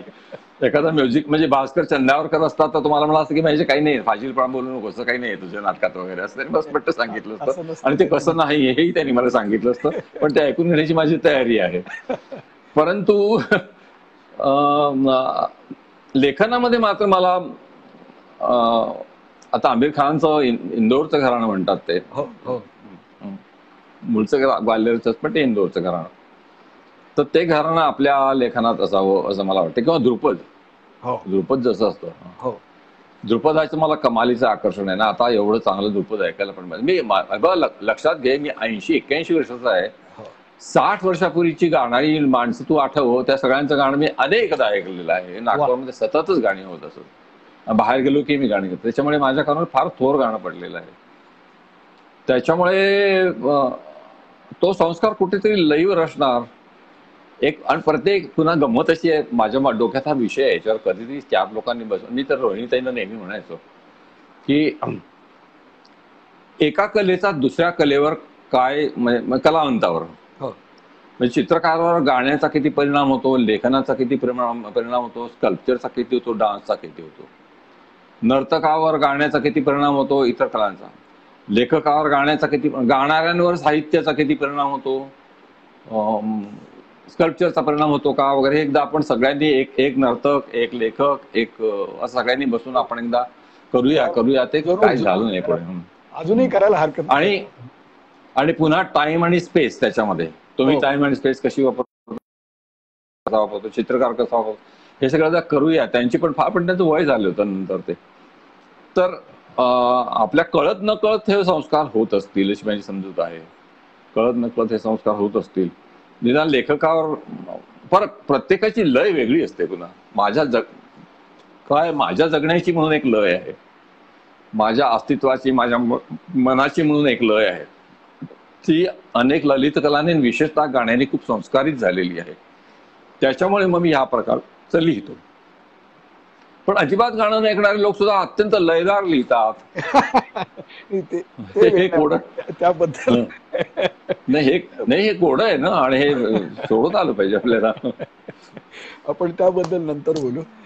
पण आपण जे म्हणत होता की अनेक कलांचा एकत्र, आणि तसं बिंदुनाद कलातीत मध्ये त्याबद्दल येऊन जातं. तुम्ही रोहिणीताईंबद्दल लिहिता, तुम्ही कुमारजींबद्दल लिहिता, अंजनीबाई बद्दल लिहिता, आणि या सगळ्याचा क्षण कसा आहे तो त्यामध्ये तुम्ही आणलेला आहे. पण मी पण एकदा अशी कल्पना केली होती की कुमार गंधर्व, लॉरी बेकर आणि सत्यजित राय यांची कधी भेट झाली नाही, पण ते सगळे एका काळात होते. पण लॉरी बेकर यांच्या वास्तूमध्ये कुमारजींचं गाणं झालं असतं आणि सत्यजित रायांनी त्याचं शूटिंग केलं असतं तर कसं झालं असतं. कारण हे 3 वेगवेगळ्या माध्यमातले लोक आहेत, असं या पद्धतीने विचार व्हायला पाहिजे. आणि कुमारजी म्हणायचेच, ते वास्तुकला बघत होते, चित्रकला बघत होते, आणि तुम्ही पण या सगळ्यांचा तो परिणाम तो आता सध्या सगळा एकत्र जाणवतो. पण तू याचं एक खरं म्हणजे छान लेख माणसं एकत्र आणून, जसं मी एकत्र आणतो माणसं. हो, आता बघ, मी जे मगा म्हणालो की आपण त्रिमितीत राहतो, तर आणि काळ एकमेकात कालवून त्रिमितीच्या बाहेर पडण्याची चाललेली असते धडपड. म्हणून माझ्या लेखनामध्ये एमिली डिकिन्सन येते, दुर्योधनही येतो, त्याच वेळेला ॲकिलिस पण येतो, ग्रीक हिरो, त्याच वेळेला माझी मैत्रीण मंदाकिनी पण येते. ते सगळे ते ज्या क्षणात जगतायत तो क्षण कुठला आहे? तो क्षणच प्रेझेंट क्षण आहे माझ्यासाठी. मला दिसतात ते जगताना एकत्र. दुर्योधन ॲकिलिसच्या पाठीवर हात टाकून मंदाकिनीशी गप्पा मारतोय हे मला दिसतंय. तर माझ्या दृष्टीने ते वास्तवच आहे. तुम्ही ते खूप नाकारा, अवतीभोवतीचं वास्तव ते खोटं का समजायचं? कल्पित वास्तव म्हणा, पण ते कल्पित वास्तव म्हणा, पण ते वास्तवच आहे, त्या वास्तवात मी जगतो. आता कुमारजींबद्दल तू बोललास तर मी कुमारांचं एक फार सुंदर चरित्र, काय त्यांचं नाव रे इंग्लिशमध्ये, मेनन ना, हा, त्यांनी लिहिलेलं आहे, राघव मेनन लिहिलेलं आहे. चरित्र आहे, म्हणजे सगळ्यात चांगलं पुस्तक ते. मला वसुंधरा ती म्हणाल्या काय चांगलं शहाणं लिहिलं असेल कोणी तर फक्त त्यांनी लिहिलेलं आहे. तर त्याच्यात त्यांनी सुरुवातीला लिहिलं की लहान कुमार 11-10 वर्षाचे, त्यांना घेऊन देवधर अंजनीबाईंच्याकडे गेले आणि शिकवायला. तर अंजनी म्हणाल्या त्याला गाऊ द्या, मला बघू द्या. गायला सुरुवात केल्यानंतर त्यांनी लिहिलेलं आहे. त्याच क्षणी अंजनीबाईंना कळलं की या मुलाला कळलंय. आता ह्या मुलाला कळलंय म्हणजे अंजनीबाई तिथे पोचलेल्या होत्या, कारण अंजनीबाईंनी गाणं सोडलेलं होतं. अंजनीबाईंनी सांगितलं की मला केडगावकर, ते नारायणराव केडगावकर म्हणून होते, त्यांनी गाणं सोडायला सांगितलं म्हणून मी सोडलंय वगैरे. त्याच्यावर भास्कर बुवा बकले म्हणाले पण की त्या बुवाला काय होतंय गाणं सोड म्हणून सांगायला, एक चांगली गायिका गेली.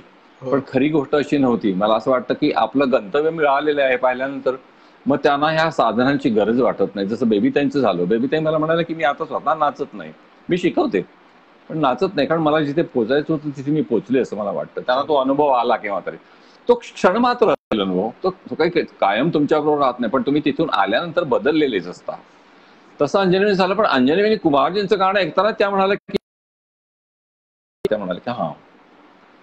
हा मुलगा तिथे निघालाय, मी याला शिकवते. ह्याची पोच कुठपर्यंत आहे आणि त्याचं गंतव्य काय आहे त्या बाईंनी ओळखलं, कारण त्या मार्गावरून गेलेल्या होत्या पूर्वी. आणि ते फार सुंदर चरित्र आहे. तर हे काय, एकाची ओळख दुसऱ्याला पटण्यासाठी सुद्धा काही हे लागतात, ऋणानुबंध लागतात. ऋणानुबंध लागतात, अभ्यासही लागतो.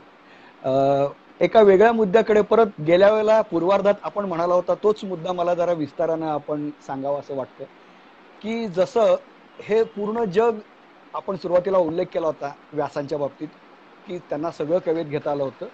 तर असं सांगता आपण की हे सगळं जग हे व्यासांचं उष्ट आहे, त्याच्या पलीकडे जाता येत नाही. तसं आपण असं म्हणालात की मराठीमध्ये ज्ञानदेव आणि तुकारांच्या पुढे काही जाता येत नाही. तर ते कसं काय हे जरा विस्तारानं आपण सांगावं. सांगतो. मला आता नेमाळ्यांचंच पाठ मिळतंय. मग आता नेमाळे पण म्हणाले तसं. हा त्याच्यानंतरचं जे लेखन आहे, एक काय आहे, लेखनाला पण मिती असतात ना. लेखनात सुद्धा तोपर्यंत तुमच्या लेखनाला एक तत्वज्ञान हा शब्द अपुरा वाटतो मला. आध्यात्मिक शब्द आता अब्युज झालाय, तो शब्द लोकांना शिवीसारखा वाटतो. मेटाफिजिकल म्हणतो, फिजिकल डायमेन्शन. जोपर्यंत लेखनाला नसते तोपर्यंत तर लेखन नेहमी पायरी खाली राहतं. वा. मेटाफिजिकल डायमेन्शन असलेलं, कारण अखेर सगळं महान लेखन तिथेच पोचतं. जगातलं सर्वश्रेष्ठ लेखन तू कोण आणि हा पैस काय, या हॅमलेट तिथेच पोहोचतो. किंग लिअर तिथेच पोहोचतो. No no no no let us away to prison, कॉर्डेलियाची जी हे करतो शेवटी विनवणी. तर तिथपासून तर अलीकडे, आता अलीकडच्या वाचनात मला ही तहान कुठे दिसत, एखाद्या वेळेला दिसते. मोहम्मद देशपांडे होते, तुला आठवत असेल, आमचे कवी विदर्भातले. त्यांच्या 2-3 कविता की अंतरिक्ष फिरलो पण गेली न उदासी, गेली न उदासी, हाताला लागले न काही अविनाशी, काही अविनाशी. क्षितिज तुझ्या चरणांचे दिसते रे दूर, दिसते रे दूर, घेऊन मी चालू कसा भरलेला ऊर, भरलेला ऊर. ही ममनची कविता आहे. दुसरी त्यांची एक आहे ती, सारा अंधारच प्यावा अशी लागावी तहान. सारा अंधारच प्यावा अशी लागावी तहान, एका साध्या सत्यासाठी देता यावे पंचप्राण. असं ममनच्या जवळ होतं ते कुठेतरी. ममने अतिशय थोडं लिहिलंय, परंतु ह्या कवितेतून जाणवतं की ममन निघालेले होते कुठे त्या प्रदेशाकडे, असं वाटतं. आणखी एक आहे ना की, जागृतीच्या स्वप्नाखाली स्वप्न फुलांचा सडा. जागृतीच्या वृक्षाखाली स्वप्न फुलांचा सडा. तुम्ही जागृत म्हणजे, मगा तुम्हाला शब्द विचारला असणं की दरिद्री अकिंचन होणं, तुम्ही जर जागृत झाला तर आपोआपच गळून पडतं. पारिजात भरल्यानंतर तो सगळी फुलं खाली टाकून देतो आणि तो पूर्णपणे अकिंचन उभा राहतो. त्याच्यात अकिंचन राहणं हे वैभव आहे त्या पारिजातकाचं. तसं ज्याला जागृती आलेली आहे तो माणूस आपोआपच सगळं सोडून देतो. असं ते आहे. तर एक मम दिसतात मला. अतिशय थोडं लिहिलंय त्यांनी, पण फार थोडं लिहिलंय. आणखी कुठे मला दिसत नाही, कारण एक मोठा काळ असा येऊन गेला की जेव्हा सतत अवतीभोवतीच्या वास्तवाबद्दल कायम तुम्ही लिहिलं नाही तर मग तुम्ही काही लेखक कवी नाही. सुदैवाने असं झालं पण की त्याच्यात हे 2 भाग होते ना. एक भाग होता की जो खरोखर जिवंत लिहित होता. नामदेव ढसाळपासून सुरुवात करू आपण. ते निखारेच आहेत ते. त्यांनी सुरुंगच पेरले. तो जिवंत होता, त्याला काही बांधिलकी असं म्हणावं लागलं नाही. त्यांनी लिहिलं. तिथपासून तर अगदी आता तर तरुण पोरं खूपच छान लिहितात. छोट्या गावातली पोरं आहेत ती. आसाराम लोमटे आहे, नंतर श्रीकांत देशमुख आहे, सदानंद देशमुख आहे, एक किरण गुरव म्हणून मुलगा आहे. अगदी जमिनीतून उगवलेले आहेत. यांना कुठेही कापलं तर निघतील, सुंदर लिहितात. जे लोक मराठीच्या भवितव्याची वगैरे काही काळजी करू नये जुन्या कोणांनी, उत्तम चाललेलं आहे. परंतु याच्यामध्ये स्युडो बांधिलकीवाले आले मग ना. की बांधिलकी गेली दाखवली नाही तर मग आपल्याला लेखक म्हणणार नाहीत, म्हणून मग बांधिलकी वगैरे आणायचे ते ओढून ताणून. तर ते जाणवायचं, त्याच्याबद्दल बोलण्याची हे नाहीये, आवश्यकता नाहीये. परंतु माझा मागाचा एक मुद्दा अपुरा राहिला यातून. जेव्हा वैज्ञानिकाबद्दल बोलला की अभयचा उल्लेख तो केला होता, त्या संदर्भात मी बोललो नाही. की वैज्ञानिक विज्ञान हाती आल्यानंतर ते वापरण्यात त्यांचं हे काय राहणार, प्रायोरिटी काय राहणार, त्याच्याबद्दल बोललो. आणि त्या शहाण्याच असतील याची काय खात्री. अभयला जी भीती वाटते आहे, तो जेनेटिक्स मध्ये, जेनेटिक इंजिनिअरिंग मध्ये तो अभ्यास करतोय किंवा तो टीम मध्ये त्या आहेच तो. तर हे खरं मी आधी बोललो त्याच्याशी भिडणार आहे म्हणून मी मुद्दाम सांगतोय. हो जरूर. अभयची चिंता अशी आहे की महामानव आम्हाला तयार करायचा आहे, महामानव तयार करायचे, सगळे चांगले जिनिस एकत्र आणून आम्ही महामानव निर्माण करणार, इकडेच आमचं शास्त्र चाललेलं आहे. परंतु महामानव निर्माण करणारे जे लोक आहेत ते स्वतः कसे आहेत ते आधी तपासून बघू. माझं मन जर विषाक्त असेल, माझ्या मनात जर क्षुद्र भावना असतील, माझ्या मनात राग लोभ हिंसा असेल, माझ्या मनाचा जर अनेक विकारांनी ताबा घेतला असेल, माझ्या मनात मत्सर असेल, माझ्या मनात महत्वाकांक्षा असेल, तर मी जो माणूस निर्माण करील तो कसा राहील. मी जे म्हटलं की लोकांवर प्रेम करायचं तर मन निरामय पाहिजे, तसंच शास्त्रज्ञांचं मन निरामय असलं तरच हे शक्य आहे. कारण ज्या दिवशी निश्चय म्हणाला गॉड इज डेड नाव, परमेश्वर मेला, असं ज्या दिवशी निश्चयनी म्हटलं त्या दिवशी मग अर्थातच सगळ्या, नुसता ह्या सृष्टीचा नाही, हा सगळा अवतीभोवती जे सार्वभौम तत्व आहे त्याचा सुद्धा स्वामी माणूसच झाला. पुढे त्याचं अतिशय विकृत स्वरूप आपल्याला हिटलरमध्ये दिसलं. हिटलरला सगळा वंशविच्छेद जो तो केला त्याला, त्याच्यामध्ये फक्त जर्मन आर्यन्स हेच फक्त जगण्याच्या लायक होते, बाकीचे कोणी नव्हतेच. तर ही जी विकृत कल्पना, देव मेला आणि आपण आता स्वामी आहोत, याच्यातून इथपर्यंत लोकांचा प्रवास झाला. असाच प्रवास जेनेटिक इंजिनिअरिंग मधल्या शास्त्रज्ञांनी केला तर काय, जो महामानव निर्माण करणं आपण म्हणू, तो आज नाही 100 वर्षांनी 500 वर्षांनी होईल. तो फ्रँकेस्टाईन कशावरून असेल. जोपर्यंत आपली मन अत्यंत निरामय नाहीत, जोपर्यंत आपली मन अत्यंत शुद्ध प्रेम भावनेने भरलेली नाहीत, तोपर्यंत आपण जे जे निर्माण करू ते सगळं डागाळलेलं आणि अशुद्ध, क्वचित विकृत सुद्धा राहील, अशी त्याची धारणा आहे. आता त्या नाटकात इतक्या ताकदीने ते आलं नसण्याची शक्यता आहे, कारण आता ते नाटक लिहून किती वर्ष झाली, 30 वर्ष झाली, 28 वर्ष झाली. परंतु अभयची सगळी व्यथा ही आहे खरं म्हणजे खरं म्हणाल तर 30 वर्षापूर्वी तुम्हाला जैव तंत्रज्ञानात येणारे प्रश्न दिसले होते, त्याविषयीचे पुस्तकं नंतर अनेक आली की जेनेटिक मॉडिफिकेशन काय होईल वगैरे वगैरे.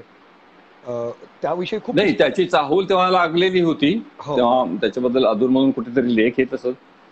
परंतु हा एक साधा प्रश्न आहे की जोपर्यंत जग बदलायला आपण निघतो, ते मला काही कळत नाही जग बदलण्याची का सगळ्या लोकांना एवढी घाई होते. ते आधी मला स्वतःला स्वच्छ करू दे ना. माझेच हात जर घाणीने भरले असले तर तुझ्या घरात मी कसं काय काम करू शकणार.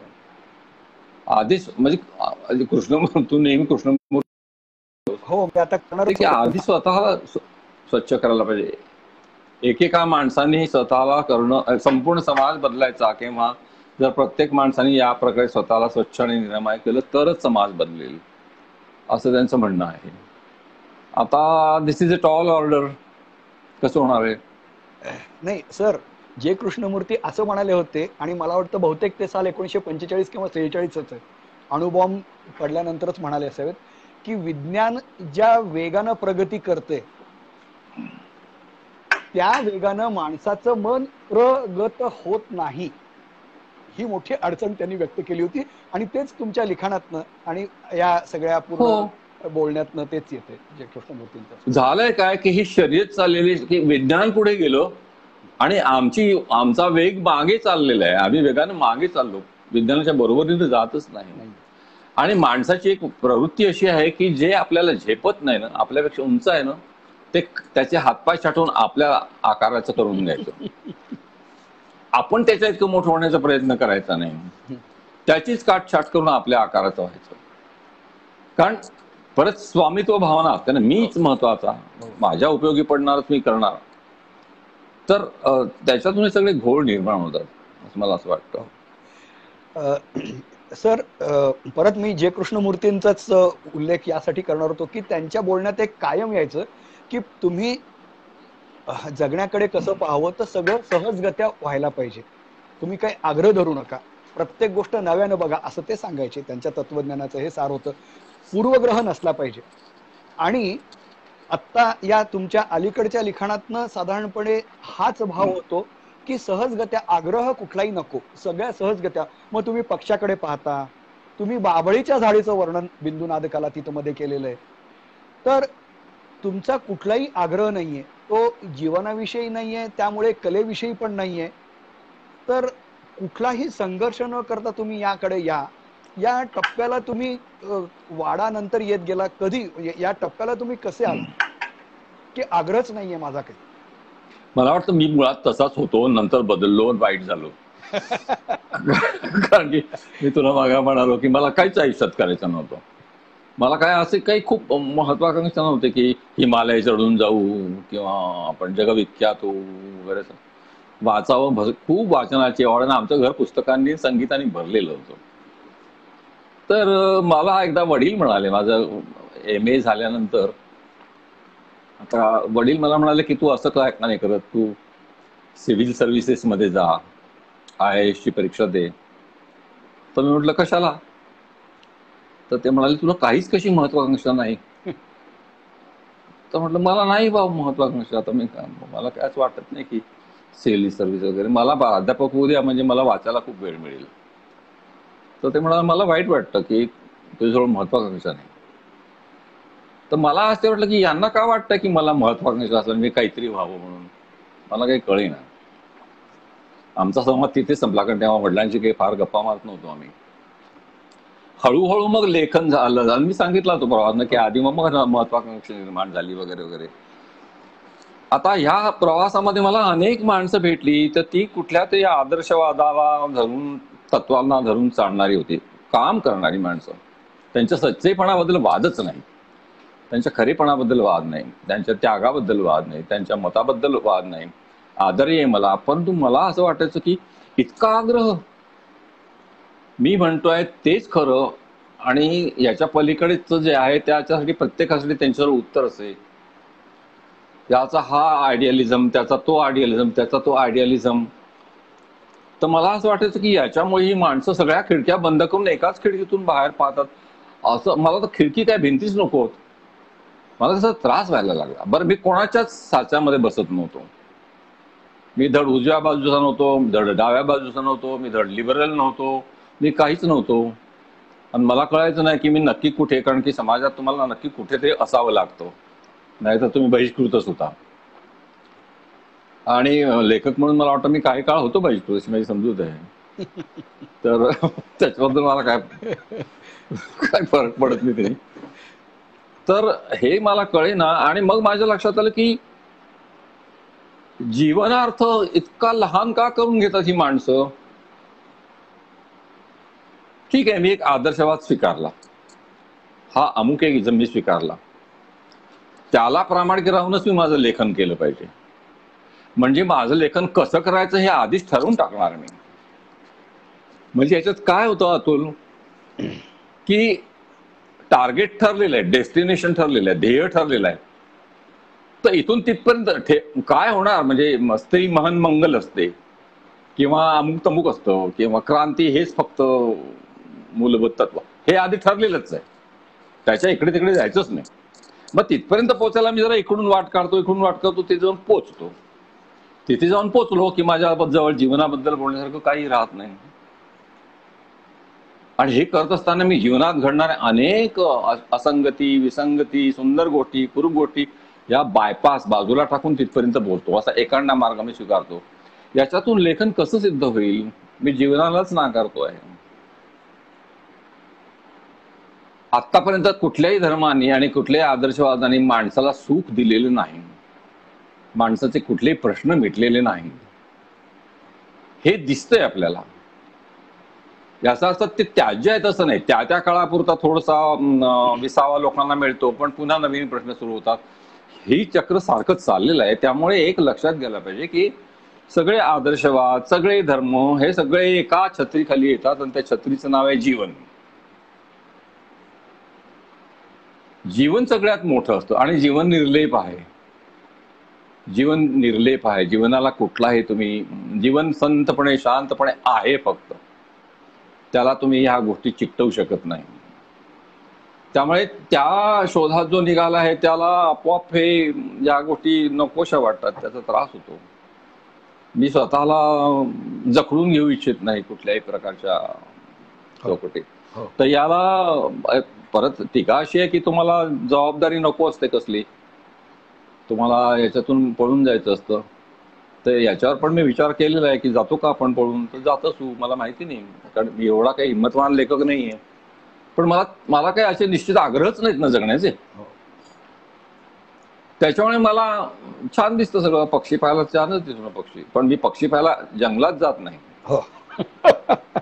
कारण जे टुरिझम म्हणून जंगलात जातात त्यांच्यावर माझा किती राग आहे तो त्या लेखात तू पाहिलेला. हो, हो. उगीच जाऊन तिथे वाघांना, सिंहांना, पक्ष्यांना त्रास द्यायचा, याला काय अर्थ आहे का? त्यांचं स्वायत्त जग आहे, तिथे तुम्हाला कोणी बोलवलंय, पण जातात लोक आणि मग तिथे फोटो बिटो काढून देतात. हो. तर हे सगळं जे आहे ते कृत्रिम जगणं आहे. माझ्या घराच्या ग्रिलवर कोणी पक्षी येऊन बसला तर त्याच्याशी माझा संवाद होतो, पण मी काही शोधत जात नाही की तो मला परवा दिसलेला पक्षी पुन्हा दिसला पाहिजे. यात्रा आहे, डोळ्यासमोरून गोष्टी जातात, त्या पाहायच्या, दुसरं काहीतरी येतं, तिसरं काहीतरी येतं. तर आणि आनंद आहे ना. हो. आनंद असं मला वाटतं. आनंद. आता असा प्रश्न आहे की वाडा ही जी नाट्यत्रयी झाली, ज्या काळामध्ये तुम्हाला एक खूप मोठा पैस दिसला होता काळाचा, ज्यामध्ये 3 अंकांमधनं तुम्ही तो एक पूर्ण काळ, त्यावरचं एक भाष्य आम्हाला दिलं. आता जवळजवळ 30 वर्षानंतर हा काळ पाहून आत्ताचा समाज, त्याची वाटचाल, मनोवृत्ती हे पाहून तुम्हाला काय वाटतं? त्यातला एक भाग कदाचित असा आहे का जे तुमच्या मनात सध्या योजलेलं आहे की भय या संकल्पनेबद्दल आपल्याला लिहायचं, ते त्यातून येत आहे का? नाही, मला भय ही तर फार मूलभूत मानवी भावना आहे. सगळ्या गोष्टी नाहीशा झाल्या म्हातारपणी, सगळ्या इच्छा वासना आता वयामुळे गेलेल्या आहेत, तरी भय राहतं मनात शिल्लक. भय इथले संपत नाही, आमचा ग्रेस म्हणायचा. हो. भय जात नाही. तेव्हा भय म्हणजे मला सापाचं वाटतं, भूतांचं वाटतं वगैरे अशा प्रकारचं ते की मूलभूत भय आहे, ते मृत्यूचंही नाही. मला असं वाटतं माहिती नाही, त्याचा काहीतरी तपास घ्यावा, वेध घ्यावा असं माझ्या डोक्यात होतं. आणि आता तर भयाची छाया आहे ना सर, कोरोनामुळे तर पूर्ण जगावर भयाची म्हणजे सावटच आहे पूर्णपणे, मळ भय आता. म्हणून मला आहे नाही, या चळ मृत्यूचं भय आहे. आणि मृत्यू संपल्यानंतर मृत्यू झाला तर मग आपलं काय? म्हणजे आपल्या डोळ्यासमोर आई वडील गेलेले मी पाहिले आहेत, परंतु आपण मरू असं लोकांना वाटत नाही. धर्माला प्रश्न विचारला होता ना त्या यक्षाने तळ्यावर की सगळ्यात आश्चर्यकारक गोष्ट तुला कुठली वाटते? धर्म म्हणाला की लोक माणसं मरताना पाहतात, पण आपण मरू असं कधीही वाटत नाही. ही सगळ्यात आश्चर्याची गोष्ट आहे आणि खरंच आहे ते. तर वाडा चिरेबंदीच्या काळामध्ये तो एक मी पाहिलेला पट होता, तो आला युगांतामध्ये. पुढे काय होईल अशी मला भीती वाटत होती. आता ती फार जास्त वाटते. आता ग्रेटा सारखी मुलगी येते आणि 13 वर्षाची ती पोरगी खंबीरपणाने उभी राहते आणि तिला तिच्याच वयाची पोरं सामील होतात. हे खूप आश्वासक दृश्य आहे. पण आपल्या आशियामधल्या मुलांपर्यंत तिथपर्यंत पोहोचलाय की नाही मला माहिती नाही. तेवढ्या प्रमाणात ते तुझे लेख सातत्याने येत असतात तिच्याबद्दल, तिच्यावरचं पुस्तक वगैरे. परंतु ही पुस्तकं ना शाळांमधून पाठ्यपुस्तकं म्हणून ठेवली पाहिजे. ग्रेटाची माहिती इंग्रजी 1ली पासून 5वी पासून मुलांना मिळाली पाहिजे. किंवा पर्यावरणाबद्दलचं जे शिक्षण आहे ते लहानपणापासून मिळालं तरच त्याच्याबद्दल जागृत होईल. एकदा तुम्ही 20-22 वर्षाचे झालात की त्याच्याबद्दल इंटलेक्च्युअली यू आर इन्फॉर्म्ड, तुमच्या बुद्धीला माहिती असते, परंतु त्याच्याबद्दल निकड वाटत नाही, कारण तोपर्यंत आपल्या हे बदललेले असतात, अग्रक्रम बदललेले असतात.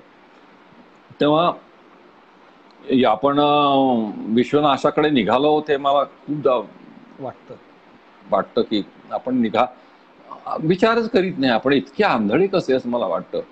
आणि तुलनेनेच पाहिलं तर पाश्चात्य जग आपल्यापेक्षा जास्त आंधळ आहे. या जगातले संपूर्ण प्रदूषण जे आहे ते सगळ्यात मोठा वाटा पाश्चात्य देशांचा आहे, अमेरिकेचा आहे. त्या मानाने आपल्याकडे प्रदूषण कमी आहे, पण आपण जंगल तोडतोच आहोत ना.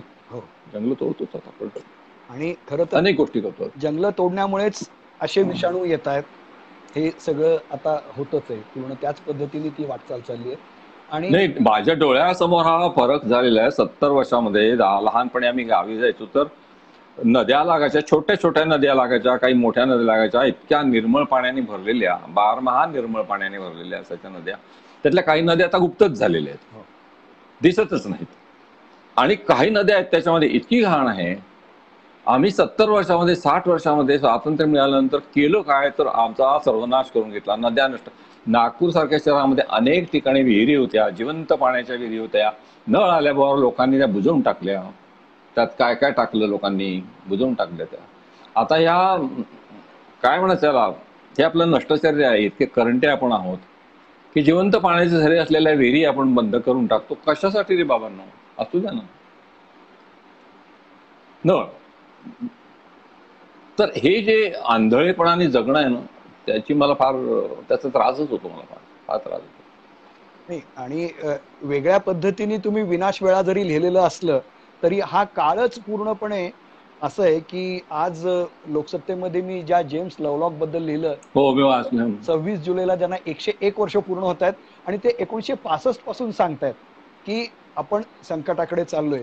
आणि तरीही सगळेजण एकत्र येऊन त्या पद्धतीने विचार, म्हणजे हा काळ खरं तर असा आहे की सर्व सीमा ओलांडून जाणारा हा काळ असला पाहिजे विचार करताना, आणि सर्वांनी येऊन एकत्र संशोधन करून हे केलं पाहिजे, उपाय शोधला पाहिजे. पण बरोबर उलट्या दिशेनं आपण, अतिशय व्यक्तिवादी दिशेनं आपण चाललोय, आणि ज्याचं भान तुम्ही सातत्यानं आणून देत आहात असं मला वाटतं. अतुल, याच्यामध्ये याच्यामध्ये राजकारणी लोकांचा, त्यांचं काही वेगळं राजकारण असतं, त्याच्यामुळे त्यांच्यावर काय आपला निर्णय, त्यांचा निर्णय आपल्यामुळे बदलत नाहीत वगैरे असं वाटतं. पण याचं कारण असं आहे की संपूर्ण मानवी समाजच जर उभा राहिला आणि म्हणाला की आम्हाला हे नको आहे, तरच ते नाहीच होईल.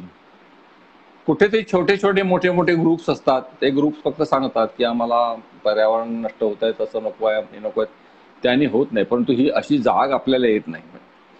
तर अशी जाग संपूर्ण मानव जातीला आलेली असं मला वाटत नाही. म्हणजे ग्रेटाचं आम्ही इथे कौतुक करू, हो, परंतु आमच्या घरातलं पाणी नसताना आम्ही अजिबात काही संकोच करणार नाही, अशी परिस्थिती आहे. हो. सर, जवळजवळ 2 तास झाले बोलतोय आणि खूपच महत्वाचं म्हणजे मी श्रोत्यांना असं सांगत होतो तुम्ही यायच्या आधी की एक वेगळ्या पद्धतीचा अमृतानुभव आम्हाला या तुमच्या ललित लेखनामधनं मिळतोय, तो तसाच सातत्यानं पुढे मिळावा अशी एक विनंती आहे. आणि दुसरं असं आहे की तुम्ही 2 दिवस खूप त्रास सहन करून इथं एवढा वेळ दिला, याबद्दल सर्वांच्या वतीनं मी कृतज्ञता व्यक्त करतो. पण त्याबरोबर आणखीन एक, तुम्हाला 3 आकड्याविषयी काही वेगळं ममत्व आहे, त्यामुळे नाट्यत्रयी असते, त्रिबंध असतो, तसं आपल्या या मुलाखतीचा पण अजूनही 3रा अंक व्हावा असं अनेक जण सुचवत आहेत. तर त्याच्याबद्दलही तुम्ही विचार करावा अशी मी आपल्याला विनंती करतो. आणि श्रोत्यांना एवढं सांगतो की हा सगळा ठेवा, अनेक जण लिहितात की याचं पुस्तक व्हावं, त्याचा आपण नक्कीच विचार करू. पण हा जो संवाद आहे हा नंतर YouTubeवर जाणार आहे, आणि आपण YouTubeवर तो जरूर ऐका, आणि खूप चांगल्या क्वालिटीमध्ये आपण ते सगळं उपलब्ध करून देण्याचा प्रयत्न करू. आणि आपल्या सर्वांचे आभार. सर, आपल्याला काही पुन्हा सांगायचं असेल तर जरूर सांगा. हो, मला सांगायचं आहे की 3रा भाग नाही होणार. माझ्याजवळ काही, एक लक्षात घे, मी जे बोललोय त्यात नवीन असं काही नाही. याच्याबद्दल मी जे जे म्हणून बोललो ते कोणी ना कोणी कुठे ना कुठे केव्हा ना केव्हा बोललेलं आहे किंवा असणार. तसं नवीन असं काही नसतं. व्यासोच्छिष्टम जगत सर्वम वगैरे ते सोड. दुसरं असं की माझा हा स्वभाव नाही, कारण की मी स्वतः जितका गोंधळलेला आहे, माझे विचार स्वच्छ आहेत की नाही याची मला खात्री नसते. आता तू माझा परममित्र आहेस म्हणून तुझ्या मागरा खातर 2दा मी तुला बळी पडलेलो आहे, पण याच्या परत तेव्हा जास्त लाड मी काही करणार नाही तुझे. आणि काही असं खूप मूलभूत असं आपण देऊ शकलो तर, ते मुळात माझ्या लेखनातून जे काय व्यक्त होतं तेच कर, म्हणजे माझं आहे. त्यातून लोकांना काही जे मिळत असेल ते मिळत असेल, काही मिळत नसलं तर मी लेखक म्हणून फसलो असा त्याचा अर्थ आहे. परंतु तसं नाही, तुम्ही असा व्यक्तिवादी विचार करू नका तुमच्या बाजूने की आता मला कंटाळा आलाय 3रा म्हणून. मी यासाठी सांगतो की असं बघा तुम्ही की दुर्गाबाईंनी आपल्याला जातक कथा समजून सांगितल्या म्हणून आपल्यापर्यंत आल्या. हा, इरावतीबाईंनी महाभारत समजून सांगितलं, आणि कुमारजींनी तांबे असू देत, कबीर, सूरदास हे सगळं आपल्यापर्यंत दिलं म्हणून आपण वेगळ्या पद्धतीने पाहू शकलो. तसं तुमच्या सध्या लेखनातनं आम्हाला काही मिळतंय आणि ते घेणं हा आमचा हक्क आहे. त्यामुळे तो आमचा हक्क तुम्ही पूर्ण करावा अशी तुम्हाला नक्कीच विनंती आमची असते. नाही, माझ्या लेखनातून मी देतोच आहे आणि हे मनात ठेवून मला कदाचित दुसरा लेख लिहिण्याची प्रेरणा मिळेल अशी मी आशा करतो. पण आता मला बोलायला लावू नको. त्याचं साधं कारण सांगतो. बोलताना ना विस्कळीतपणाने आपण बोलतो, गोळीबंद विचार येत नाही समोर. लिहिताना आपण गोळीबंदपणाने, विशेषतः तात्विक विचार जर असला किंवा शास्त्रीय विचार असला तर तो गोळीबंदपणाने लिहिताना आपण शब्दांची नीट निवड करून व्यक्त करतो. बोलताना आपण इकडे तिकडे पसरतो आणि माझं तर निश्चितपणे विचार अजून खूप पक्के झाले आहेत. माझे विचार कधी पक्के झालेच नाहीत. सारखे तर काहीतरी त्याचं चाललेलं असतं. आजकालचं आज वाटत नाही असं. नाही पण तर त्यामधलं सूत्र सगळ्यांना दिसतंय. आणि तुम्ही परत कुमारजींना जर मानत असाल तर ग्रंथालीनी सलग 5 दिवस मुलाखत घेतली होती. मुक्काम वाशीमध्ये ते सलग 3 दिवस बोललेले आहेत. आणि त्यातनं उलट या बोलण्यातनं अनेकांना अनेक गोष्टी मिळतात. म्हणून सर गेल्या वेळेला 10,000 लोकांनी ते पाहिलं आणि त्यांनी आग्रह केला म्हणून आपण आधी कुमारजी म्हटल्यानंतर मी कानांना हात लावतो. आपण माझी कुठे तुलना नाही. आम्ही एलकुंचवार सर म्हणल्यानंतर कानाला हात लावतो अशी ती परिस्थिती आहे. तर त्यामुळे तुम्ही याचा पुन्हा एकदा विचार करा. काय म्हणूया, अतिशय वेगळा. आता सध्या नको. सध्या तर मी धुणी भांडी स्वयंपाक याच्यातच गुंतलेला आहे कोरोना काळामध्ये. मी महिनाभर आणि परत एकदा ते अतिशय आनंददायक आहे असं माझं म्हणणं. मेडिटेटिव्ह क्वालिटी आहे. आपण छान मन लावून जर ते केलं तर त्याचा काही कंटाळा येत नाही. मला असं वाटायला लागलं की कशाला आपण इतके दिवस नोकर ठेवले, आपण करू शकतो की हे. कारण शांतपणे. पण आता गेला महिनाभर मात्र दोघं येऊ लागलेले आहेत, त्याच्यामुळे तशी विश्रांती आहे. परंतु नको. पण ठीक आहे, बोलण्याचं ठरवू नंतर, वेळ आहे आपल्याला. चालेल. आपल्याला माझे सगळ्यांना आभार कळो. श्रोत्यांनी ऐकून घेतलं माझं. हो, सर्व श्रोत्यांचे आभार. आणि तिकडं विवेक रानडे, अतुल, प्राजक्ता उपाध्याय यांचे आभार.